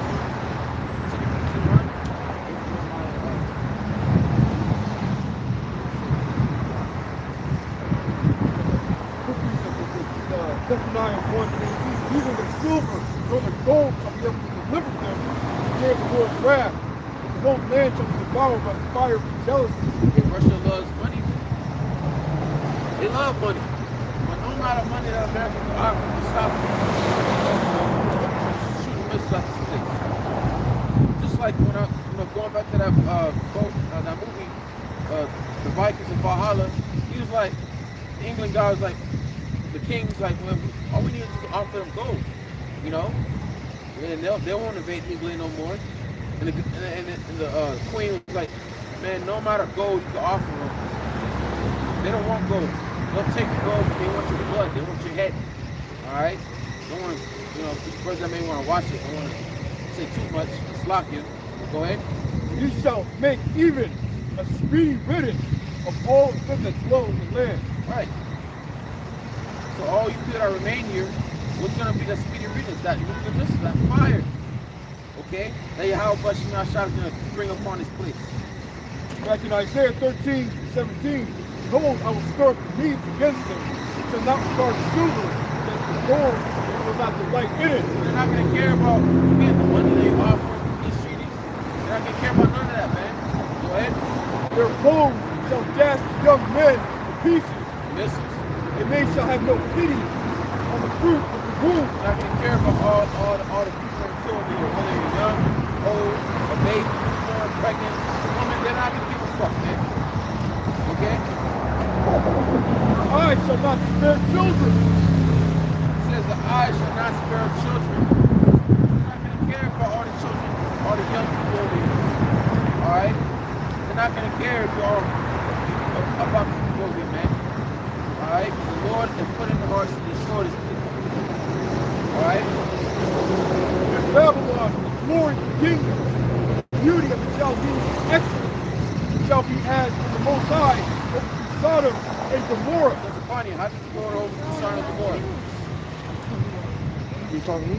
How did the Lord overthrow Sodom and Gomorrah? Oh, fire and brimstone. And that's exactly what he's going to do to this place, man. Yeah. That same way he destroyed Sodom and Gomorrah, he gave that technology, that brimstone. If you go into brimstone, it's so far from pronouncing it right. It was just it's a chemical or thing that's found in the missiles, man. So the Lord gave the same ability to Esau, to these scientists to create these missiles, man. So far, it's also it's in gunpowder as well. Right. It shall never be inhabited, neither shall it be dwelt in generation to generation. So Sodom and Gomorrah was never inhabited to this day. And that's how America's going to be. It's never going to be inhabited forever. All right, not even. Go ahead. Neither shall the Arabian pitch tent there, neither shall the shepherds make their fold there, but wild beasts in the desert shall lie there, and their houses shall be full of goats and creatures. All right, so no one's going to try to come here and blow this place up. The Arabians not going to come here to set up tents. All right, this place is only to be dwelt in by desert creatures, and that's after the fire dwindles down, which is going to take a while. All right, all right. But wild beasts in the desert shall lie there, and their houses shall be full of goats and creatures, and the owls shall dwell there, and satyrs shall dance there, and the wild beasts of the land islands shall cry in their desolate houses and dragons in the pleasant palaces. And her time here to come, and her days shall not be prolonged. Yeah, so the only thing that's going to be dwelling here is desert. Spirits, that's satire, that goes into spirits. Right. Satire is from dancing. Yeah, you have spirits, you know, there's creatures that are going to dwell in this land. Forever, you know. America's never going to be built back up in the land of Israel. That's going to be built back up. Other nations, they're going to get part of the articles, just like we built up their people here in America. Just like you want to say that all the different nations built up their people. We're going to build up our people. And listen, Our land right now is defiled. The habitations are up, so the Lord got to cleanse it. that's like we're built fire. Like I say, principles, with mystery, that has to be cleansed first. Then we'll go back up in the fire. Jeremiah chapter 50 and verse 25.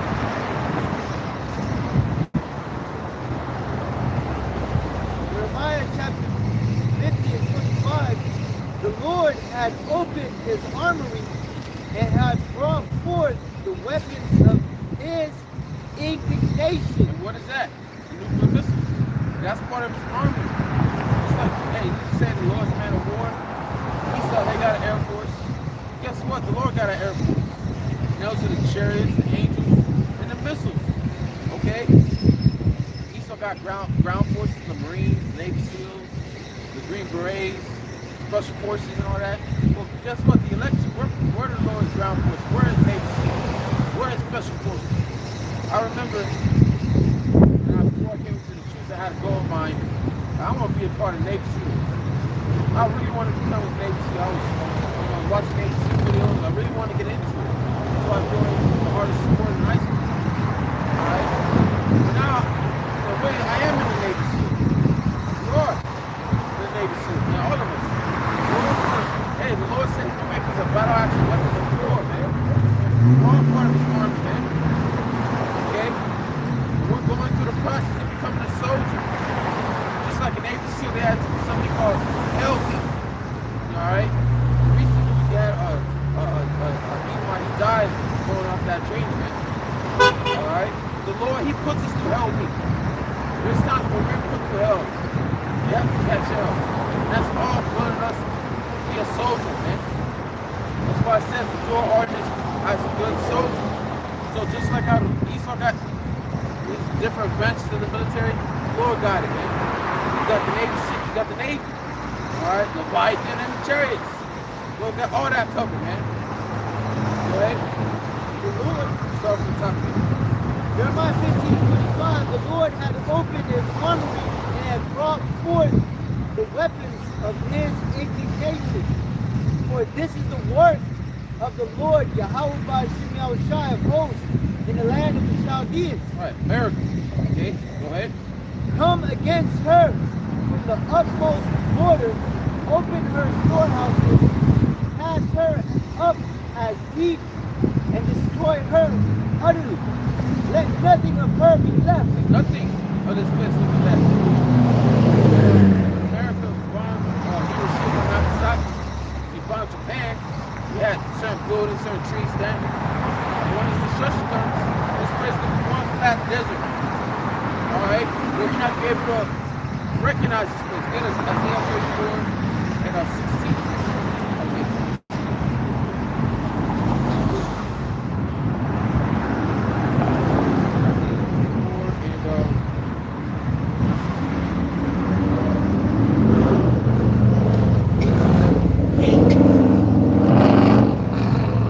Isaiah chapter 34, verse 11. It says, but the ornament and the bitter shall possess it, the owl also and the raven shall dwell in it. That's after the destruction. Go ahead. And after the fire dwindles down. Okay, go ahead. And he shall stretch out upon it. And he shall stretch out upon it in the line of confusion and the stones nothing. Right, because, best believe we'll be fine over this place. We're going to see this great big desert. Alright? We're not going to be able to tell where California is. We're not going to be able to tell where Texas or Nebraska or Maine or New York is. Because it's gonna be one flat desert. You're not gonna be able to tell. You'll be able to tell now. You got the lines that are able to the fish. They're able to you had a line that are able to tell what states that divide states. Yeah, you look at the world map, you can see which word is divided. But after destruction comes, you're not gonna be able to know what state you're looking at, man. You're not gonna be able to tell. Oh, this is Big Bear, California. Remember the times, you know. Oh, I remember this is Sequoia. Oh, this is Grand Canyon. No, all one flat desert, man. Go to that same chapter, Isaiah 34, and go to 9. So Isaiah 34:9, and that's why in the book of Ezra it says, "Go and speak, you shall deliver me to his name." It's all That's I'm right. going to read that right now. It says, Isaiah 34:9, and the streams thereof shall be turned into pitch, and the dust thereof into brimstone, and the land thereof shall become a burning pitch. Yeah, because all your rivers, Mississippi rivers, and Arizona, that big Colorado River, Yeah. all that's gonna be dried up, man. All the rivers here in America are gonna be dried up. All the lakes are gonna be dried up, man. Lake Superior, all that Niagara Falls. All that's gonna be dried up, man. It's gonna be a burning pitch. Okay, this is gonna be the lake of fire, man. All right. Yeah, this is a beautiful place, man. You know, you're gonna see a lot of that destruction, man. Different bodies of water being dried up, all these trees, that wildlife. All right, you know, it's all coming forth, you know, with that destruction. Everything's melted perfect. Yeah, Everything's gonna be melted. Including the snow. That the whole world's gonna witness it. The whole world's gonna see that smoke rising up. It's like the California fire. You see the smoke all the way down here in LA. The fire was way up there in Northern California. The smoke is here. It's smoke. Imagine it's going there. It's going to pitch. So far, that smoke is going to rise up and on fire. States in the churches. Right. No matter where you're at in the world, all you gotta do is look outside towards America. You'll see smoke. You'll smell it too, man. Jeremiah chapter 15 and 25. Jeremiah 15:26. Come against her, the upper border, open her storehouses, cast her up as wheat, and destroy her utterly. Let nothing of her be left. Slay all her bullocks. Let them go down to the slaughter. Yeah, look, all these people that are gonna be left down here, man. We're gonna be that sacrifice. This is one great altar. All right, the Lord's about to bring that fire to sacrifice you, man. You go to Isaiah 34. Just go back to it. Isaiah 34. It goes into start from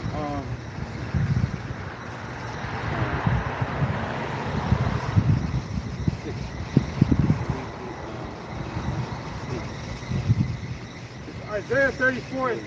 what does it say? So Isaiah 34:6. It says, the sword of the Lord Yahweh, Hashem Yahushai, is filled with blood. What's that sword? Listen.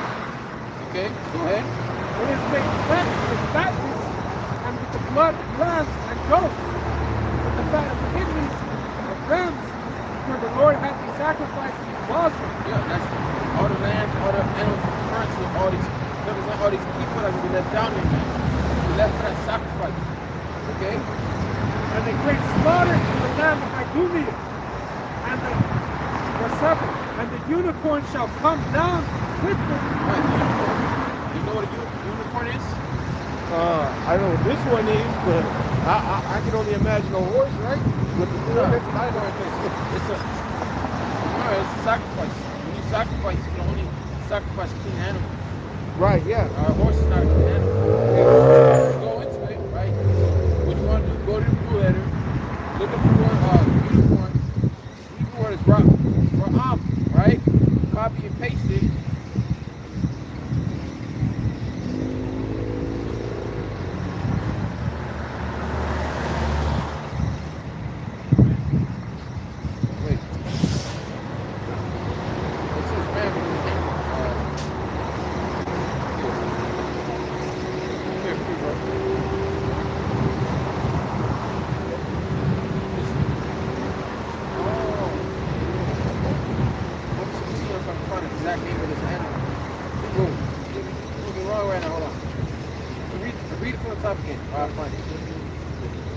back in the top, Isaiah 34:6. It says, the sword of the Lord, the hour will spill the blood.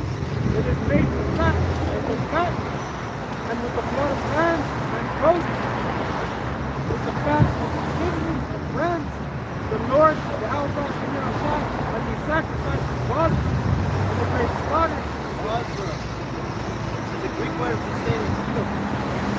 Over here in America, the Lord's about to sacrifice the people. It's going to be like a sacrifice in that fire. What do you do with the ram? What do you do with the fat? You burn it. And that's what the Lord is going to do to America. He's going to burn it and everything in it. It says, and they sacrificed in Basra and a great slaughter in the land of Idumea. And the unicorn shall go down with them, and the bullocks and the bulls, and their land shall be soaked with blood, and their dust made with fat. Yeah, so the animal is called an oryx. Oryx, right? This is an oryx. Show it on the camera. All right, this is the animal. When you look it up, oryx. Now, the reason why it's known as unicorn, because from far, I forgot the term, but it looks like it has two horns, but from far, it looks like one. That's why it's known as a unicorn. In Isaiah 34:7. All right, let's see if I can find it to So Isaiah 34:7. It says that the unicorn shall come down with them, and the bullocks and bulls, and their land shall be soaked with blood, and their dust may be a fat, made fat with fat. It says, for it is the day of the Lord's vengeance, and the fear of recompense for the consequences of Zion. one big altar. Okay? The Lord's going to have people do the sacrifice. Okay? So go back to Jeremiah. Jeremiah chapter 15 and 27, slay all her bullocks, let them go down to the slaughter. Woe unto them, for their day is come, the time of their visitation. The voice of them that flee and escape out of the land of Babylon, to declare against Zion the vengeance of the Lord, our power, the vengeance of his temple. Call together the archers against Babylon, all ye that bend the bow. Now, what's the archer? Someone that shoots arrows, right? Now, that's the topic. And it says, call together the archers against Babylon. Who are the archers? Think about it. These nations that have missiles. Yeah, other nations have all nuclear missiles. Alright? They're the archers. They're the one that have the ability to bend the bow, man. Okay? Go ahead. All ye that bend the bow, camp against it round about. Let anger out of there, man. Alright? Shooting everything. Go ahead. Let none thereof escape. Let none thereof escape. So they're going to shoot everything. Like I said earlier, it's a nuclear war. You don't just shoot a couple. Alright, I said, nah, you might as well shoot everything you got, man. Fuck it. It's a nuclear war. And these nations know it's a war that cannot be done. It's a war that cannot be won. So you might as well shoot everything that you got. And that's exactly what they're going to do, because the Lord is going to put in the spirit for them to do it. Alright? Let's look up these nations that have ICBM missiles. It's a continent ballistic missile, right? There could be an Edomite dwelling out in the wilderness that's oblivious of the world. He just lives out in the world. He don't get destroyed. You got Russia, China, India, North Korea, Israel, France, Iran, United Kingdom, Pakistan, United States. Now, isn't United Kingdom, isn't France, aren't they allies with America? And the scripture says that even the allies are going to come up against this place. All right, like it says in Revelation 17. Okay, we'll give that after. And it says, let none thereof escape. Recompense her to her work, according to all that she had done, do unto her. For she had been proud against the Lord and against the Holy One of Israel. Against the Holy One of Israel. Get Ezekiel 28 and Shemai.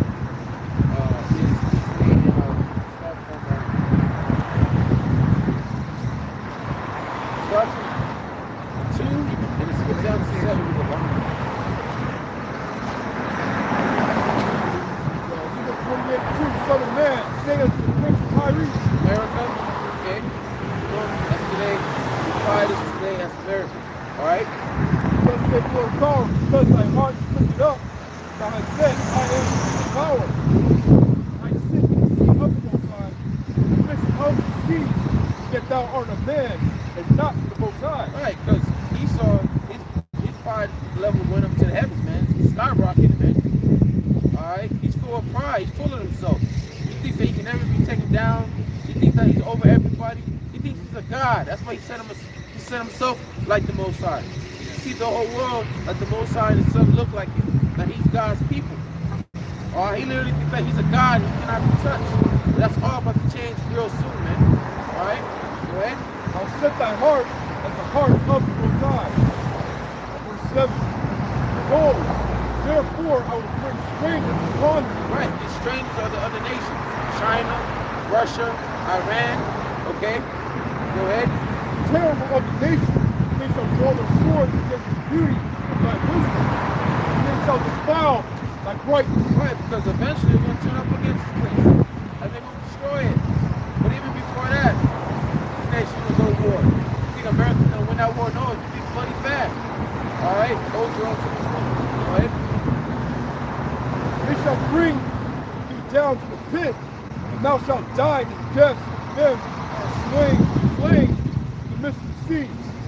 Wilt thou yet say before him that saith thee, I am the Most High? Yeah, I'm the Most High. Don't destroy me. I'm a God. I'm a God. Don't destroy me. You stop this from happening if you're a God. Stop this from happening. Stop this nation rising up. If you're a God, make something happen where Russia don't invade Ukraine. Alright? But you're not a God. As you think you are, man. You're trying to be a God through your fucking technology, man. Okay, go ahead. Thou shalt be a man and no God in the hand of him that slayeth thee. Thou shalt die the death of the uncircumcised by the hand of strangers. I have spoken it, saith the Lord of power. Alright, you're gonna die. These Jews are gonna die over there in the Middle East. That's why we're gonna get Jeremiah 20. And these nations eventually gonna shoot missiles at you at this place. That's why it says in Isaiah 14, I shall become as big as thee. Alright? Go ahead. Joel chapter 2 verse 20. It says, but I will remove far off from you the northern army. America. That's this place known as North America. Alright? America, go ahead. And will drive him to a land barren and desolate. That land is in Saudi Arabia. Look it up on the map. America has a major army base in that land, Saudi Arabia. Okay? Go ahead. And I will drive him to a land barren and desolate, his face toward the east sea, Which is the Persian Gulf. Go ahead. and his hinder part toward the utmost sea. Which is the Red Sea. Okay?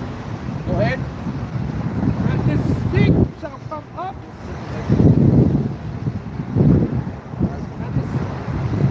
And the stink shall come up, and his ill savor shall come up, because he hath done great things. Why is that?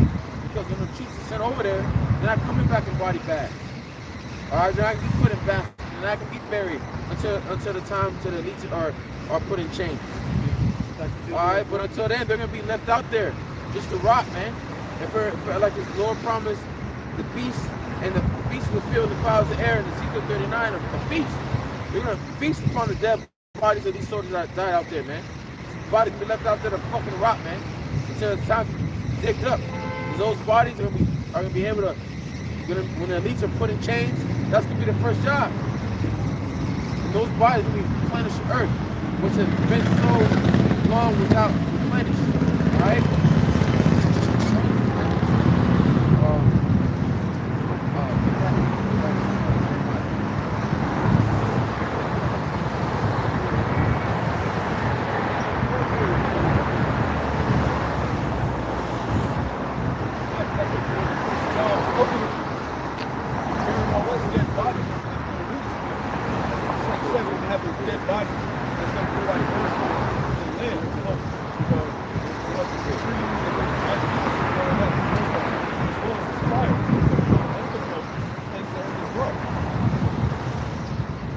Second Ezra chapter 16, verse 33. The virgin shall mourn, having no bridegroom. Right. Because look at the shit up there in the Middle East. Alright? You just got married. Like this week I saw a car, just married. You know? Guess what? You're not gonna be able to have time to enjoy each other's company because what will these gonna take place, man? And your ass gonna be your husband or even your wife are gonna be drafted over there in the movie. So you both draft over into this major war, man. Alright, go ahead. It says the women shall mourn, having no husband. Their daughters shall mourn, having no helper. A lot of men are going to be left out there in the streets. And you see why it says that men are going to be more precious than fine gold? Alright? A lot of women will still be out here, man, seeking for protection. Alright? Go ahead. In the wars shall their bridegrooms be destroyed. Right. All your husbands are going to be destroyed out there in the Middle East. Or even out here in the future, war out here that's going to take place. Civil unrest, riots, okay, race wars. A lot of men are going to die, man. Okay? Go ahead. And their husbands shall perish for famine. Right. Go ahead. Go ahead.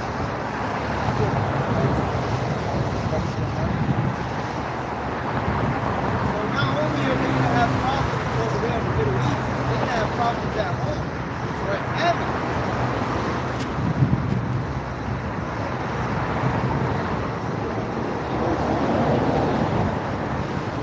It says Jeremiah 15:28. The voice of them that flee and escape out of the land of Babylon to declare in Zion the vengeance of the Lord our God and the vengeance of his temple. So like, it says 29. Call together the archers against Babylon. No. That's not good.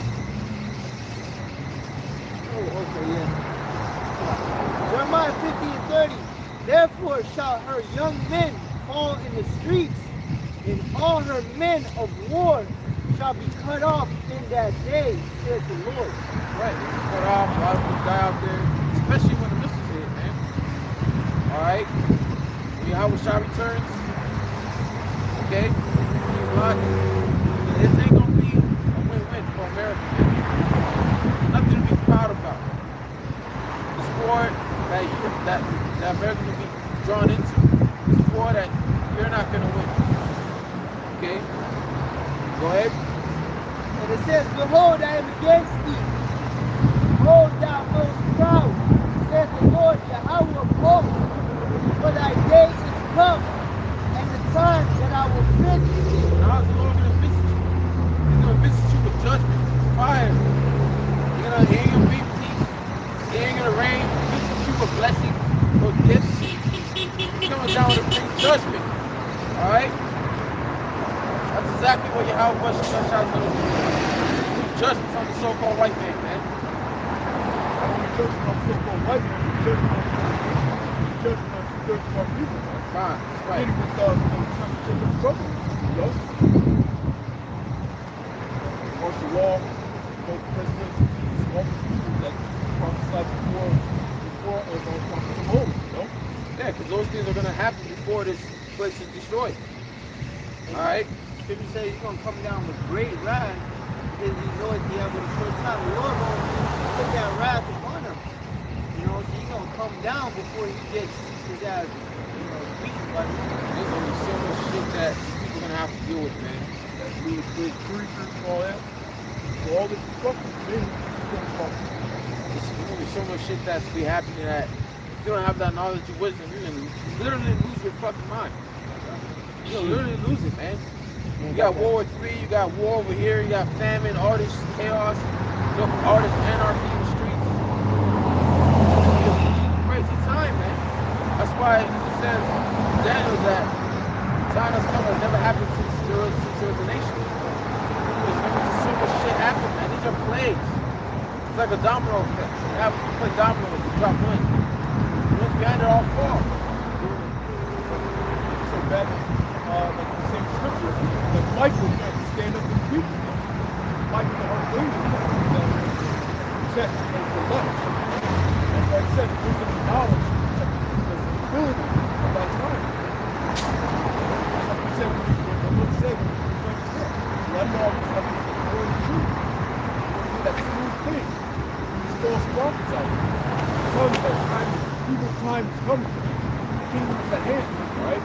That right here gives warning, from the Most High, right? I'm going to tell you that everything's going to be all right. Everything's going to be okay. So go out there and go to Black Wall Street. Or go make something of yourself here in Babylon. I'm going to tell you that. You know? I'm going to tell you that. The sword is coming, not peace. Right?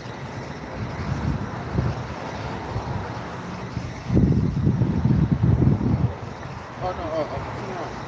Jeremiah. Jeremiah 50 and 30. Oh, you have you say? 31. Behold, I'm against thee, O thou most proud, saith the Lord, Yahweh of hosts. For thy day is come, the time that I will visit thee. The most proud shall stumble and fall, and none shall raise up. All right, you got the slogan for the Marines. If you the proud, the Marines. It's not a slogan that you should have. All right? The Lord's about to break your pride. He's about to break this place pride. First, having the greatest military in the world in the planet, which at a point you had.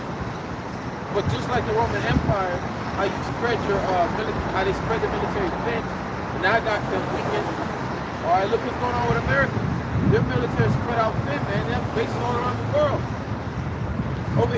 There was a threat of America fighting two world powers, man. China and Russia. Just imagine if Russia invaded Ukraine at the same time, and then China invaded Taiwan at the same time. What if that happened? Or what if North Korea invaded South Korea? Like, man, fuck this shit. North Korea, America's too busy to worry about what we're doing. They're fighting China and Russia. Don't be surprised. Because these nations are not afraid of America no more, man. It said, have you become weak as we? Bring it out, brother. It's Joel 3:9. Proclaim ye this among the Gentiles, prepare war. Prepare war. And that's exactly what these nations are doing. They're preparing for war, man. These nations, other nations can see it. What about you fucking people, man? How come you can't see it? You know why? Because you're distracted by all these follies, man. You're distracted by all this comfort, all this pleasure that are out here, man. You're distracted by you fucking driving. People driving, you got your fucking phone to your feet, man. Go ahead. Wake up the mighty men. Let all the men of war draw near. Let them come up. And that's exactly what we're seeing. The mighty men of other nations are being woken up, man. And if we gathered together for this major war to come. Alright? The war to end our war. World War III, man. Alright, go ahead. Beat your plowshares into swords, and your pruning hooks into spears. You know, all these nations that were spending the money on building the infrastructure, building up their their country and all that, helping the people. They're focusing on building up the military might, making missiles for this war to come. Okay? Go ahead. Let the weak say, I am strong. Let the weak. Who are the weak? These other nations. At one point that didn't have missiles. Okay? At one point, that may be weaker and smaller than America. But now they're strong. What makes them strong? The ability to have those missiles, man. That's what makes them strong. Okay? Go ahead. Assemble yourselves, and come, all ye heathen, and gather yourselves together round about. Thither cause thy mighty ones to come down, O Lord. Let the heathen be awakened, and come up to the valley of Jehoshaphat. For there will I sit and judge all the heathen round about. That's why that's going to be the beginning of these people's judgment. Alright? The Lord gathered them to the Middle East and judging them for what they did to Israel, man. What they did to his people. So you can have our people that are against this, man. Do you know that this war is, the Lord's having this war for your sakes? That's it.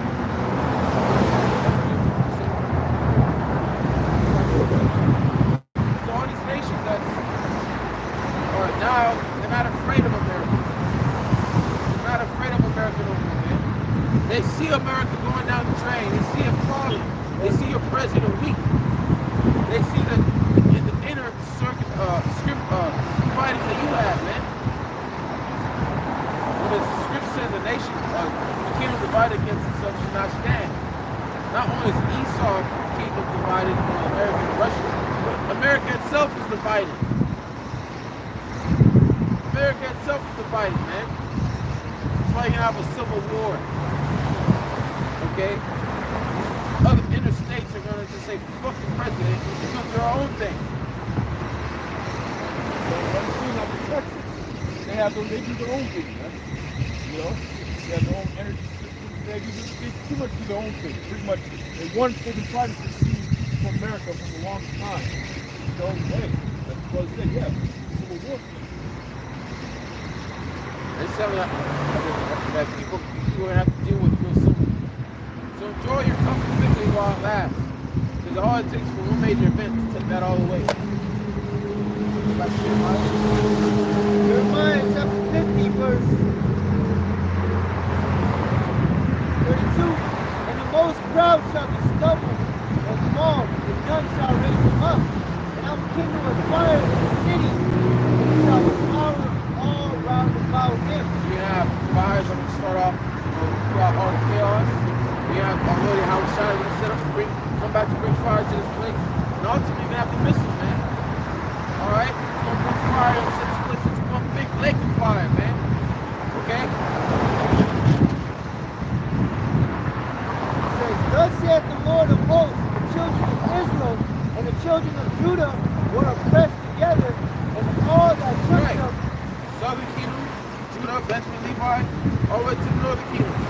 Alright, Simeon, Zebulun, Ephraim, Manasseh, Gad, Reuben, Naphtali, Asher, Issachar. Alright?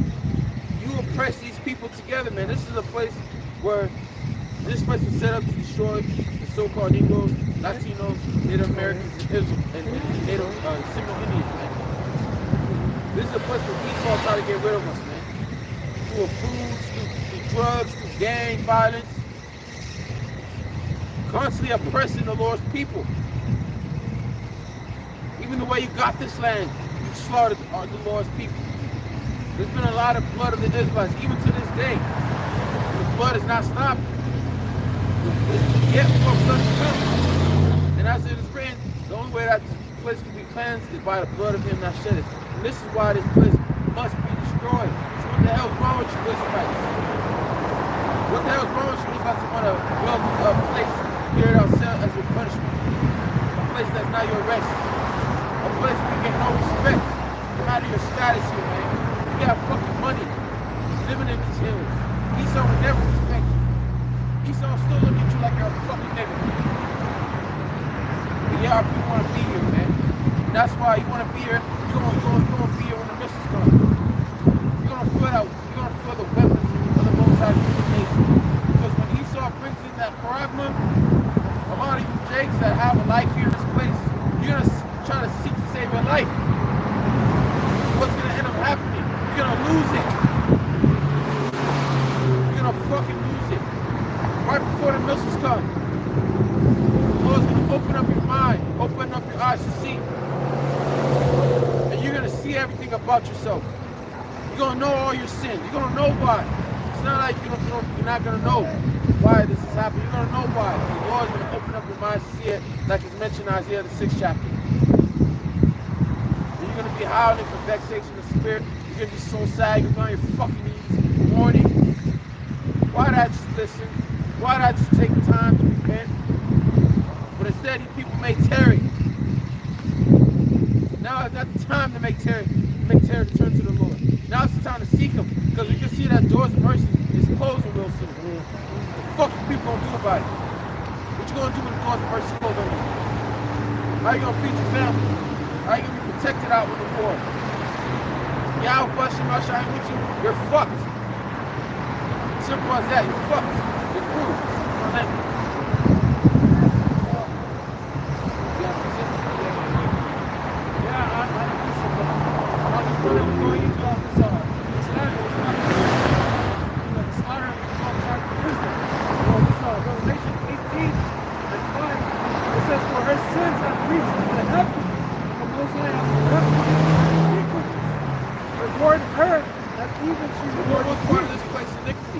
Touching the Lord's anointing. Yeah.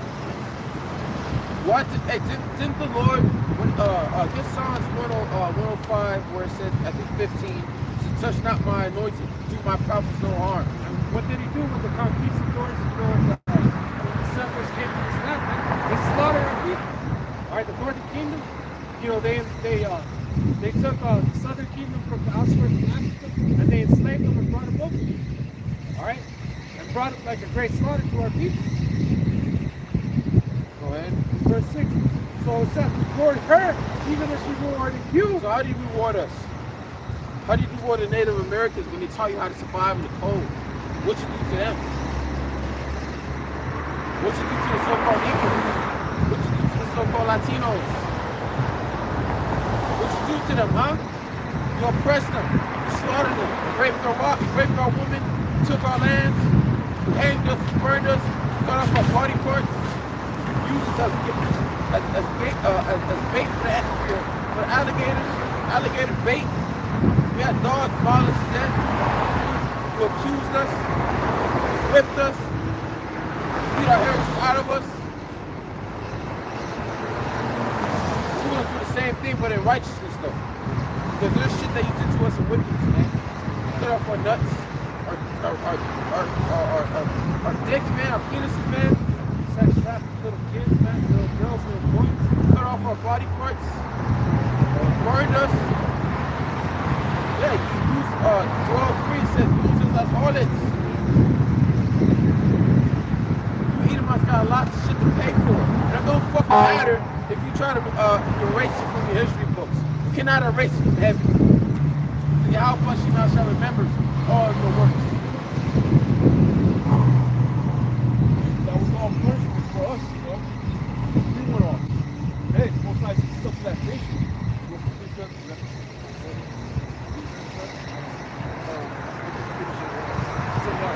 Reward her even as she rewarded you, and double unto her works, double according to her works. Reward her even as she rewarded you. Alright? Double onto her. You took our wives, I'm gonna take your woman.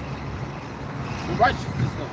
Yeah. Because the way you took our wives, you fucking raped the man, you raped the wife when the man's alive.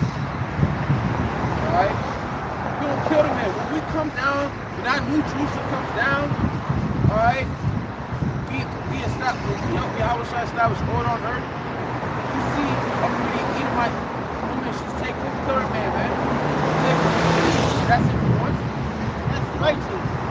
That's righteous. Fucking rape your man, woman, and shit. Yeah, take your wife and take her and give her back to you. That's what you Edomites do. That's wicked. They ain't gonna do shit like that. They're gonna put you to death. Take your woman, man. That's the right way to do it. Right? It says, double unto her. That's just one of sand of the sea of things that you did to us. Alright? You ready? Double unto her, double according to her works, in the cup which she has filled to her double. Alright. It will be 1,000 years. 1,000 years will go by slow. It'll be 100 years, but it's just day one of the kingdom. You feel like 100 years still pass by. It'll be day one. It's like we at work. Because time flies when you're having fun. Because you're not paid attention to the time and all that. But time goes by slow when you're not having fun. You're constantly looking at the time and shit. You know? One day it's gonna feel like 100 years. Yeah. An hour is gonna feel like 1,000 years. You're gonna be tormented, man. Watch that sun. It's not going down. You know, you can see. So Baruch 4:25, my children, suffer patiently the wrath and the warning from the Most High. And that's what we have to do. We have to suffer this. Why? Because we sin against him. That's why. We have to suffer patience. We have to bear this wrath, this awesome, and how much we have shot. But like it says in Zephaniah, I believe, Zephaniah was sore displeased with the heathen, but the heathen floored their affliction. He went overboard, man. Showed us no mercy. That's why you receive no mercy. For thine enemy hath persecuted thee, but shortly thou shalt see his destruction, and shalt tread upon his neck. And like I said, in Sirach, one of the things I desire is to see the downfall of our enemies. And that's what we're patiently waiting for, to see the downfall of this place, man. That's why brothers were excited to see this Russia and Ukraine. They thought this was it.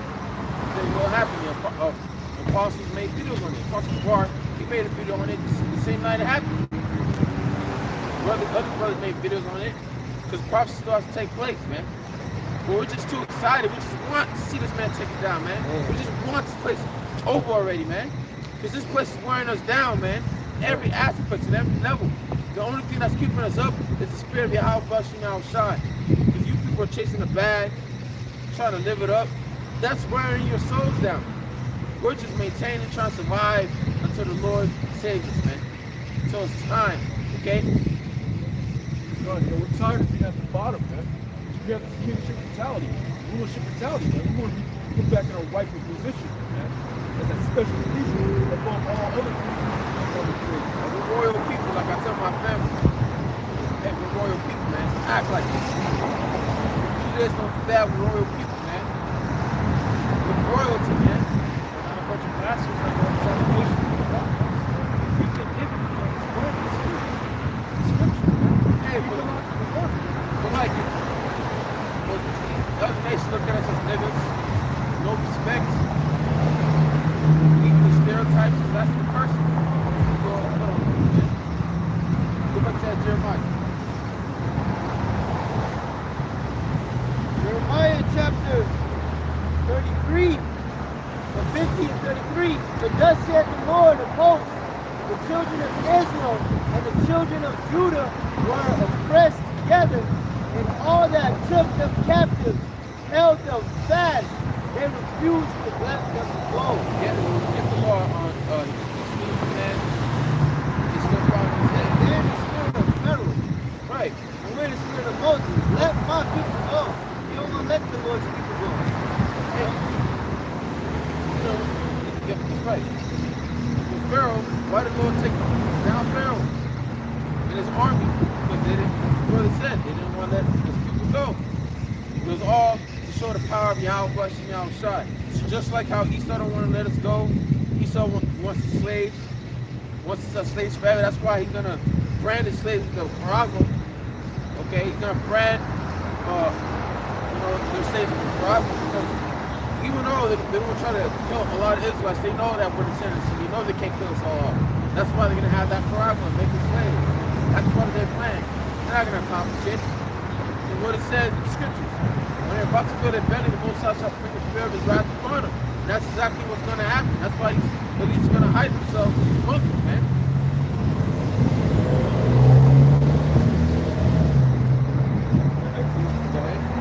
Exodus 21:16. He that skilled the man settled him, or he be found in his hand, he shall surely be put to death. Right, and we're still found in this man's hand. He stole us from the place that the Negroes were going at, man. And not just the Negroes, but also the Latins, the Native Americans. They put them in slavery and shipped them off to Spain, man. They stole them. They stole us from Africa. While it's over here. And when they so-called was fighting for the Civil War for our rights, all that was bullshit. That was just a cover-up. That's what they teach you in schools. All that was just a lie. Okay? And that's what's called the North Atlantic slave trade. Trade something you gotta sell. You know? Who was stock? Who was merchandise? You know? Right. Sold us. Esau still sees it as property. Even though These athletes are bound by a contract, man. You watch that documentary by Colin Kaepernick, he shows you that, man. Just like slavery, compared to slavery. In slavery, we look for the biggest slaves, the more stronger muscles. I'm using to fight, man. Because they good fighter. You know?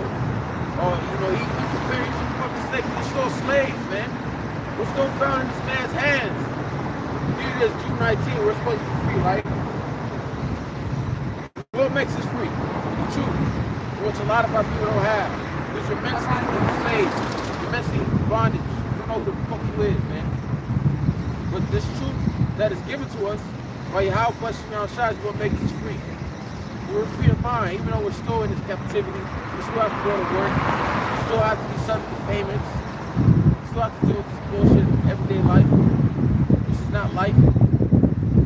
Alright? We're still free. In the mind, because we have this truth. And the truth is the greatest thing that a man can have. No matter who you are in this world. No matter how much money you have in this world. If you're without Yahweh Shai's wisdom, you are nothing.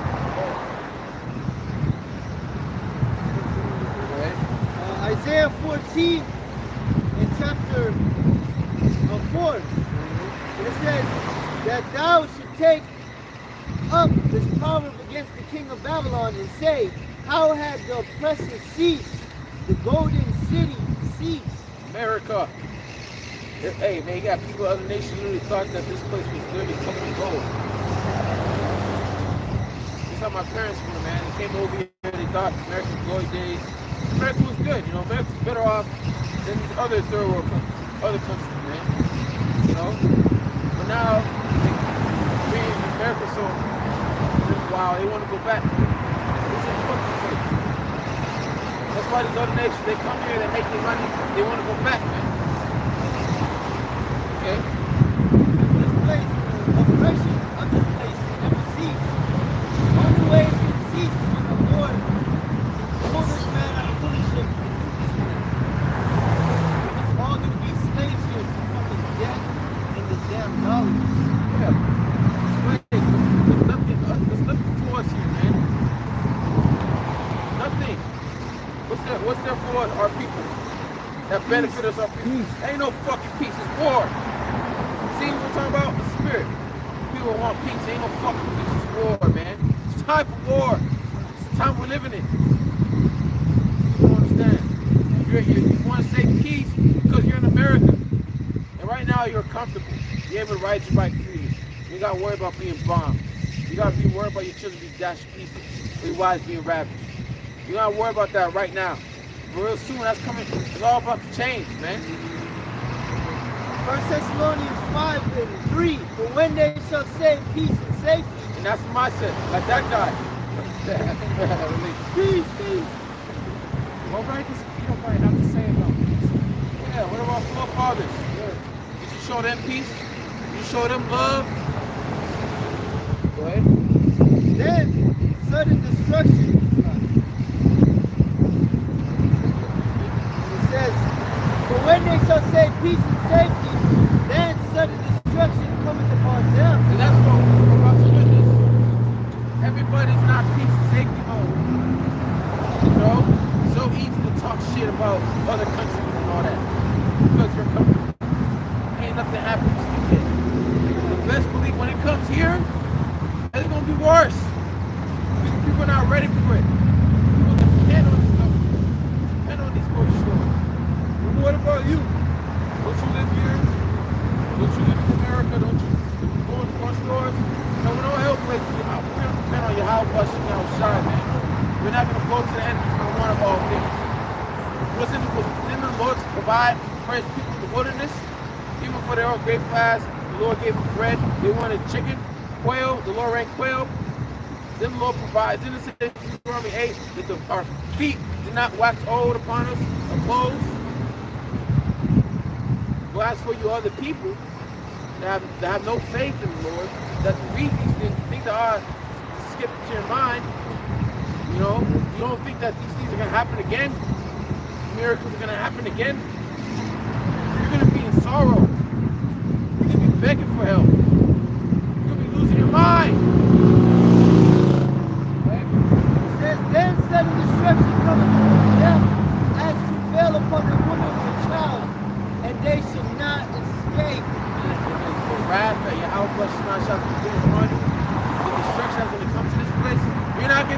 Hey, why? Get Amos versus the lion. In that day, ain't no flying out of America or good boats or trying to escape. No, you're going to be in here and face the judgment of Yahweh. Hey, it says Jeremiah 11. You're not going to escape the evil. Okay? Yeah, so yeah, this song. It starts saying, woe to the desire devil. Something happens. Amos chapter 5, verse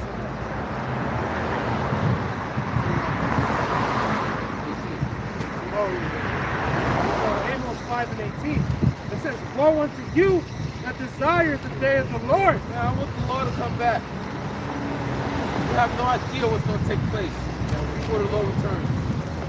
What did Yahweh Shai say? I come to bring fire on earth. But what's so life to be ready kindled?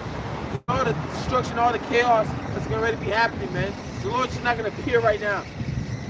Like this, normal life. No, it's going to be chaos happening in the streets, man. There's going to be a few men in certain cities, like it's mentioned in 2nd Ezra, the 16th chapter. It says, woe unto you that desire the day of the Lord. For what end is it for you?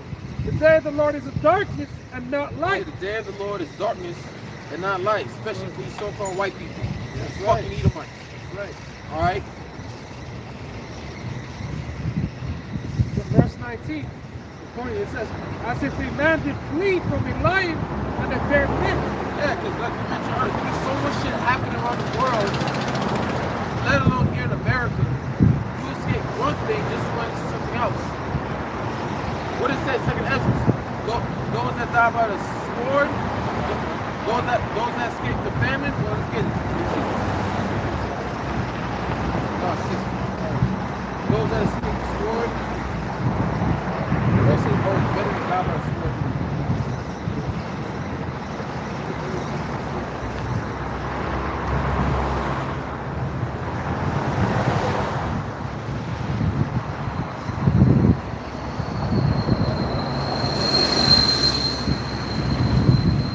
Think about a lion.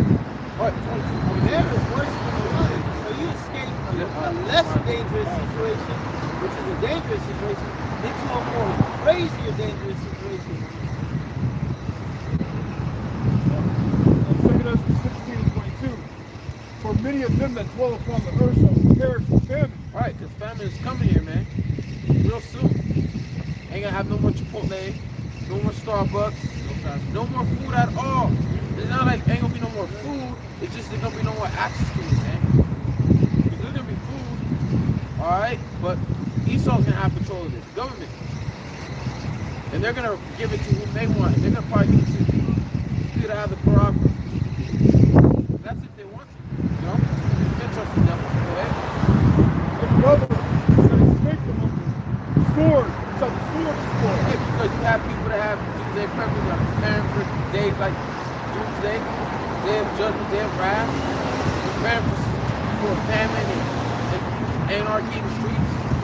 They may escape the hunger because they have food, they're able to eat, not like other people, but that sword. So those that don't have the food, they're gonna go to your house. Man trying to go pretty against our neighbor. Right. Come with the sword and get the goods. Read on the 2nd Ezra 16, it says, men are gonna, few men left with swords, looking, going to house to house looking for what they can find. Okay? And the dead shall be cast out as dung. And there shall be no man to comfort them. Yeah, man, you ain't gonna have no spiritual tokens, man. Seeing the Israelite, you're gonna dig them up. No. Look, everybody can let that hit a rot and die and smell like that lady that passed by, she be out on the street. Thinking, man. Baskets with people all the time. They're just going to be out there in the streets. And how many of you ever smelled a dead body? I haven't smelled one. The only dead thing I smelled was a fucking animal and shit. And that, let alone stinks. Every time I drive over a skunk that's already dead, I already know. Hold my nose, I'm gonna smell that shit, you know? Or another animal, you know? I'm gonna smell it. How much more a human body? Not just 1, 2, 10,000. How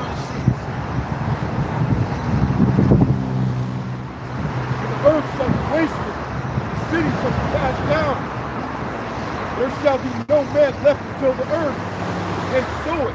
Yeah, like you have these more gardeners, like you're not gonna have these cars operating, you know. You're not gonna have people trimming the trees like they trim this one. With the tree that's behind the camera. The tree gave it shade, now they're trimming it. Well, you ain't gonna have that in those days, man. So you get a few men left. Go ahead. The tree shall give fruit, and you shall gather them. Yeah, be able to give out fruit. You'll turn into how your phone is turned off. Power bank. You have the charger?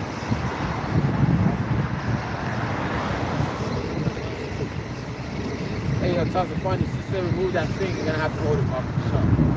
You hold it? What? Charger is there. I think. I think it's long enough to go to the ground. The water bill. Wow. Oh, my bad. The tree shall give fruit, and you shall gather them. All right, it's gonna gather them, man. You know, no man left to gather them, man. Hey, no power. All right. Wait, what's up? The grapes shall It's not on. ripen, and you Oh, shall should be tread good. them. Oh, it's lucky. You good. You For all good. places Oh. shall be desolate of men. That's right. All places are gonna be desolate of men. Okay? And you're not be able to gather those fruits that are growing. All right? Go ahead. So that one man shall desire to see another and to hear his voice. Like the I am legend. All right? How he was talking to a mannequin. All right? Because he wanted to hear his voice. Every day it's on the radio. Anybody out there, hear me, please, fly. You can have people like that. You have people losing their minds because they haven't seen no one in months, days. People are gone, people are dead. The ones that are alive can be hiding. Continue reading. For a city there shall be left 10 left, and 2 of the field, which shall hide themselves in the thick groves and in the clefts of the rocks. They got certain people in the mountains. That's the best place. Not that's the best place, but that's better than being in the city. You don't want to be in the city when all hell breaks loose. Especially these selfish people out here, man. You don't want to be in the city. Go ahead. As in an orchard of olives on every tree, These are come to America, man. All right, go ahead. there are left 3 or 4 olives. Whereas when vineyard is gathered, there are less clusters. Right. Yeah, and why was it in the ancient world? Why was it vineyard left? Because for the poor. Okay. So we got last part again. Or as when a vineyard is gathered, there are left some clusters of them that diligently seek to the vineyard. Right. Even so, in those days, there shall be 3 or 4 left of them that search their houses and store. Yeah, because you're gonna have people that are gonna be going house to house looking for supplies. Like you ever play that game, Warzone, PUBG, or like survival game, Warzone. You play Warzone, you drop to the helicopter and the plane, you have to look for supplies. You have to get ammo, you have to get guns, you have to get supplies. Shit, man. And then try to get number 1. And if you go to one point, if you go house to house and all that, looking for supplies. So that's how it's gonna be. People are left and go house to house looking for supplies. So when they go back, they're gonna get gunned down. Yeah, you think they're gonna ask? Hey, can I ask them? Can I get that? No, they're gonna take it, man. They're gonna take it. Go ahead. Just like you see a woman out here by herself. They're gonna take it, man. They're not gonna ask her out. Yeah. They're not gonna ask for can I ask them? No, they're gonna take it, man. Go ahead. And the earth shall be laid waste, and the fields thereof shall wax old, and her ways, all her paths shall grow full of thorns. Hey, and it's easy for things like that to happen, man. This is a hiking spot over in the mountain I went to a couple months ago. It was bare, no grass, nothing. I went to there